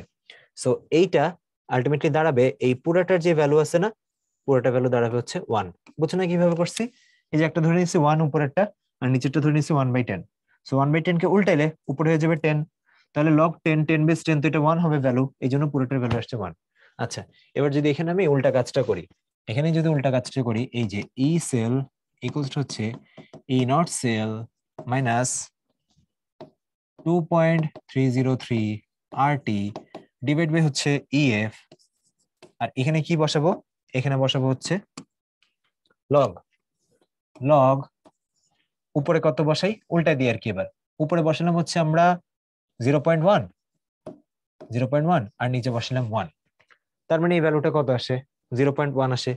সো 0.1 আসে মানে কি দেখো, এবার নিজেরাই বুঝে যাবে, খুব ইন্টারেস্টিং একটা ঘটনা ঘটবে, এখন মনোযোগ দিও। ই নট সেল মাইনাস এই যে 2.303 RT ডিভাইড বাই EF, খেয়াল করো লগ 0.1, এটার হিসাবটা একটু আলাদা উপরে দেখাই। লগ 0.1 মানে হচ্ছে লগ 10^1, তাই না? 10/1 সো 10^1। আর 10^1 মানে কি, এই -1টা সামনে চলে আসবে, দেখছো সামনে একটা মাইনাস সহ সামনে চলে আসছে যে। তার মানে দেখছো এই যে মাইনাসটা সামনে আসার কারণে কি হবে, আগে তো একটা সূত্রের মাইনাস ছিল, আর এবার এটা কি হয়ে গেছে, এবার এখানে আরেকটা -1 আসছে। সো মাইনাস মাইনাসে কি হয়ে যাবে, প্লাস হয়ে যাবে। তার মানে আমার একটু আগে যা ছিল, এখন এই প্লাস হয়ে এই যে 2.303 আরটি এখন হচ্ছে তার থেকে বেশি হবে। তাহলে বুঝছো, তিনটা কেস ভাইয়া তোমাদেরকে দেখাইছি। প্রথম কেস দেখাইছি সমান হইলে, যদি ঘনমাত্রা সমান হয় যা আছে তাই থাকবে। দ্বিতীয় কেস যেটা দেখাইছি, এবার এটাকে আমি এইভাবে লিখতে পারি, জিঙ্ক 2+ এর ঘনমাত্রা যদি কপার 2+ থেকে বড় হয়, বড় হলে কি হবে সেটা এখানে দেখাইছি। এন্ড বড় হলে আমরা কি দেখলাম, আলটিমেটলি এখানে বড় হলে কি হবে বুঝছো না, ই সেল যেটা সেটা ছোট আসবে ই নট সেল থেকে। কিভাবে বুঝছি দেখো, ই নট সেলে তো কোন একটা ভ্যালু আছে, আর এই যে ভ্যালুটা এটা ধরে আসছে গুণ করার পর 1 আসছে, ঠিক আছে। এন্ড এখানে আলটিমেটলি এই যে এটা যেহেতু সাইনটা পজিটিভ ছিল, তাই একটা পজিটিভ সংখ্যা তুমি বিয়োগ করতেছো, বিয়োগ করার কারণে কি হবে, এই ই নট সেল থেকে ভ্যালুটা তো কমে গেল। আর এখানে কি হচ্ছে দেখো, এখানে আমাদের এই যে ভ্যালুটা এটার সাথে তো হচ্ছে একটু কাছেই জিনিসটা যোগ হয়ে যাচ্ছে, যেহেতু এটা রেশিওটা কেমন ছিল, জিঙ্ক 2+ এর ঘনমাত্রা ইজ লেস দেন কপার 2+ এর ঘনমাত্রা। যেহেতু কপার 2+ থেকে জিঙ্ক 2+ এর ঘনমাত্রা কম, এই জন্যই কি হচ্ছে, এটা একটা নেগেটিভ ভ্যালু আসছে। আর ওই নেগেটিভটা এখানে চলে যাওয়ার পর নেগেটিভ নেগেটিভ পজিটিভ হয়ে গেছে। এই জন্য আমাদের এখানে কি দাঁড়ালো, আমাদের এখানে দাঁড়ালো এই যে ই সেল যেটা সেটা greater than E not cell. তাহলে আমরা তিনটা কেস পাইছি, একটা হচ্ছে দেখলাম এইটা, এটা শিখলাম একটা, এটা শিখলাম হচ্ছে এইটা, আর আরেকটা শিখলাম হচ্ছে এটা। এই পুরো থিওরিটাই তোমাদেরকে আর কি এই কোশ্চেনটা সলভ করতে যে বুঝেছি, কারণ তোমাদের তো বললাম তো ম্যাথ দেওয়া একটু ক্রিটিক্যাল, তো আসলে এই ধরনের কোশ্চেন একটু বেশি আসতে পারে তোমাদের ক্ষেত্রে, ঠিক আছে। তাহলে দেখলা যে তুমি সমান থাকলে কি হবে, কোনটা বড় থাকলে কি হবে, ছোট থাকলে কি হবে। ওকে, এখন তাহলে কোশ্চেনের উত্তর করে ফেলি। আমাদের এটা কি হবে, যদি আমরা কি করি, ইনক্রিজ ইন জিঙ্ক 2+, জিঙ্ক 2+ এর ঘনমাত্রা যদি বাড়াই তাহলে লাভ নাই, আমাদের কি করতে হবে, ইনক্রিজ ইন কপার। হয়ে গেল আমাদের এই যে এখানে ছিল জিঙ্কের ঘনমাত্রা বেশি, আর এখানে ছিল কপারের ঘনমাত্রা বেশি, আর এখানে হচ্ছে আমাদের কপারের ঘনমাত্রা বেশি ছিল। সো কারেক্ট আনসার হবে হচ্ছে আমাদের বি। বুঝছো না, এটা তো মিলে না, ইনক্রিজ ইন জিঙ্ক করলে তো হবে না, কারণ আমরা কি দেখছি, জিঙ্কের ঘনমাত্রা যত কম থাকে তত ভালো, ঠিক আছে। সো কারেক্ট আনসার হচ্ছে আমাদের বি। ওকে, এইগুলো একবার সেন্স ডেভেলপ হয়ে গেলে তোমার এত সময় লাগবে না। এখানে তো ভাইয়া তিনটা কেস ডিসক্রাইব করছি, তাই হচ্ছে আলাদা আলাদা সময় নিয়ে করছি। তুমি যদি জাস্ট একবার বুঝে যাও যে এই যে ভাগফলটা, এই যে এখানে একটা কথা বলা ছিল না, এই কথাটার সাথে রিলেশন আছে, এই যে আদর্শ কোষ হতে বড় হবে নাকি ছোট হবে তা নির্ভর করে যে কোনো মুহূর্তে বিক্রিয়া ধ্রুবক কিউ এর উপর। সো তুমি কিউ এর মান দেখে বুঝতে পারবা যে কিউ এর মান বড় হলে কি হবে, ছোট হলে কি হবে, আর কিউ এর মান 1 হলে কি হবে। ওকে, এবার কি বলছে, এটা একটা সেল দেওয়া আছে, এটার তড়িৎচালক বলের মান কত। এই যে দেখো অনেক আগে আসছে নার্সারি ইকুয়েশন থেকে, এটা আমরা একটু সলভ করার ট্রাই করি। আসো, ই সেল, সো ফার্স্টে কি ই নট সেল বের করব, minus R T by F না করে আমরা এটাকে 0.059 লিখি। আর এখানে আদান প্রদানকৃত ইলেকট্রন কয়টা হবে, দেখো ম্যাগনেসিয়াম থেকে ম্যাগনেসিয়াম 2+ এসেছে না, তাই এটা 2 হবে, ঠিক আছে। বুঝছো তো, এবার কি করছে, ওই ধ্রুবকটা ইউজ করতেছে, যেহেতু ক্যালকুলেটর ছাড়া আমাদের এই ম্যাথটা করতে হবে, ধরে নিচ্ছি। ওকে, আর এখানে কি হবে, লন না কিন্তু লগ। লগ কি হবে দেখো, প্রোডাক্টে কে থাকবে, ম্যাগনেসিয়াম আর সিলভার প্লাস। ম্যাগনেসিয়াম হচ্ছে ডান পাশে আছে, তো ম্যাগনেসিয়াম হচ্ছে প্রোডাক্ট থাকবে। আচ্ছা, এন্ড এই প্রোডাক্টের ঘনমাত্রা কত, 0.13। বাট তুমি বুঝতে পারছো 0.13 দিয়ে করতে গেলে তোমার কাজ কঠিন হয়ে যাবে, সো আমি এটাকে 0.1 লিখলাম। আর নিচে কে থাকবে, রিঅ্যাক্টেন্ট। রিঅ্যাক্টেন্টে কে আছে, সিলভার প্লাস। সিলভার প্লাসের ঘনমাত্রা কত, এত কিছু দেখা দরকার নেই, এটা বেসিক্যালি আছে 10^4। আচ্ছা, লিখলাম 10^4। এতটুকু লিখলে কি হবে, আরেকটা কাজ করতে হবে না, 10^4 লিখে এটার উপর আবার পাওয়ার দিতে হবে স্কয়ার। যদি না বুঝে থাকো কুইকলি একটু রিঅ্যাকশন গুলো দেখাই দিই। এই যে একটা রিঅ্যাকশন হবে ম্যাগনেসিয়াম 2টা ইলেকট্রন ছেড়ে ম্যাগনেসিয়াম 2+, এটাতে তাই কোনো পাওয়ারের কাহিনী নেই।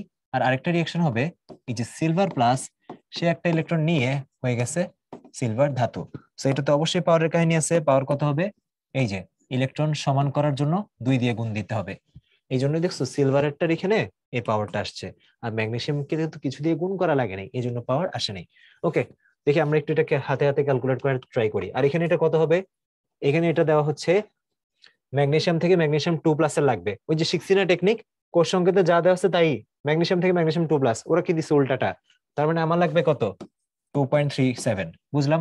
আর এটার সাথে কি যোগ করব, যোগ করবো হচ্ছে সিলভার প্লাস থেকে সিলভারেরটা, ওরা কি দিচ্ছে, হ্যাঁ ওরা এটা হুবহুই দিচ্ছে, তার মানে এটা হবে 3.80, তাহলে কত হয় 7 8 3 11, 1 হাত থেকে 1 3, তাহলে এটা হবে হচ্ছে 3.17 মাইনাস।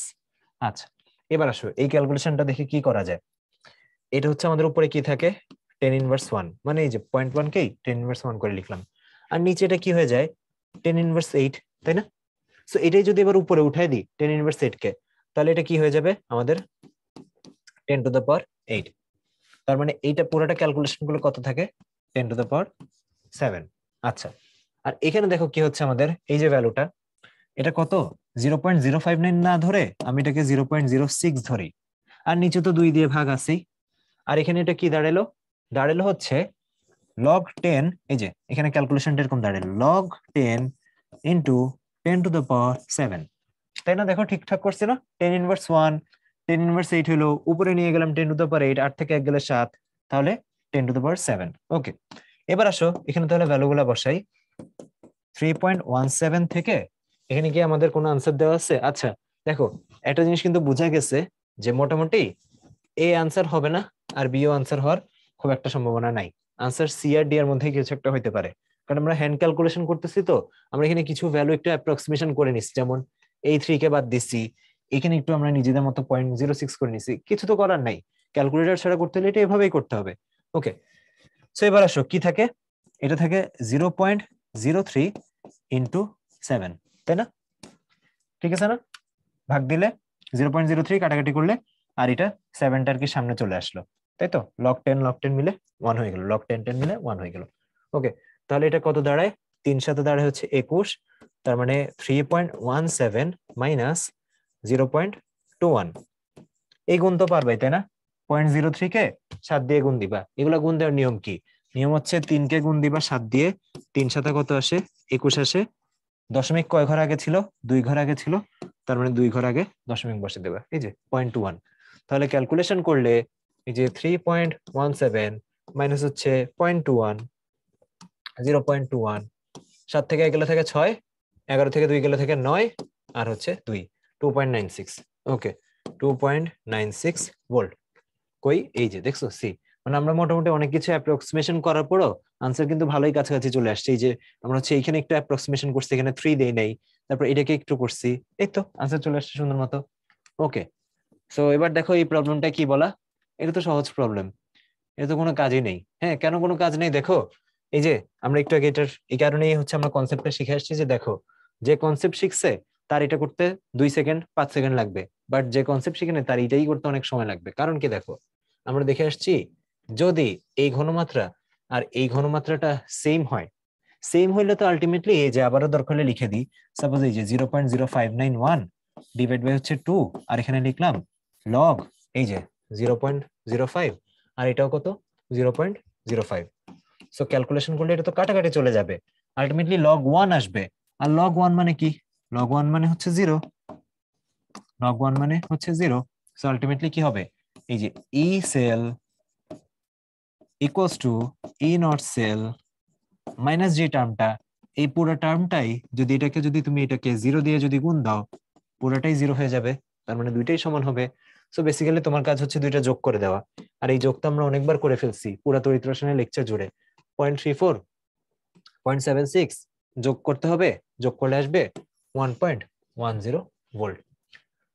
ঠিক আছে না? এই তো এটাই ছিল আর কি আমাদের প্রবলেমটা, আশা করি বুঝতে পারছো, খামাখা এই ক্যালকুলেশন আমার যাওয়াই লাগে নাই। ওকে, এটাই ছিল আমাদের লেকচারটা। এভাবে দেখতে দেখতে আমাদের তড়িৎ রসায়ন যে চ্যাপ্টারটা সেটা শেষ হয়ে গেল। সো এরপরে হচ্ছে এই লেকচারে আমরা যে অ্যাডভান্স পার্টটা সেটা দেখবো, সেখানে আমরা আরো কিছু টপিক নিয়ে ডিসকাস করবো। সবাইকে ধন্যবাদ, আজকে লেকচারটা আমরা এখানেই শেষ করতেছি। আসসালামু আলাইকুম, আল্লাহ হাফেজ।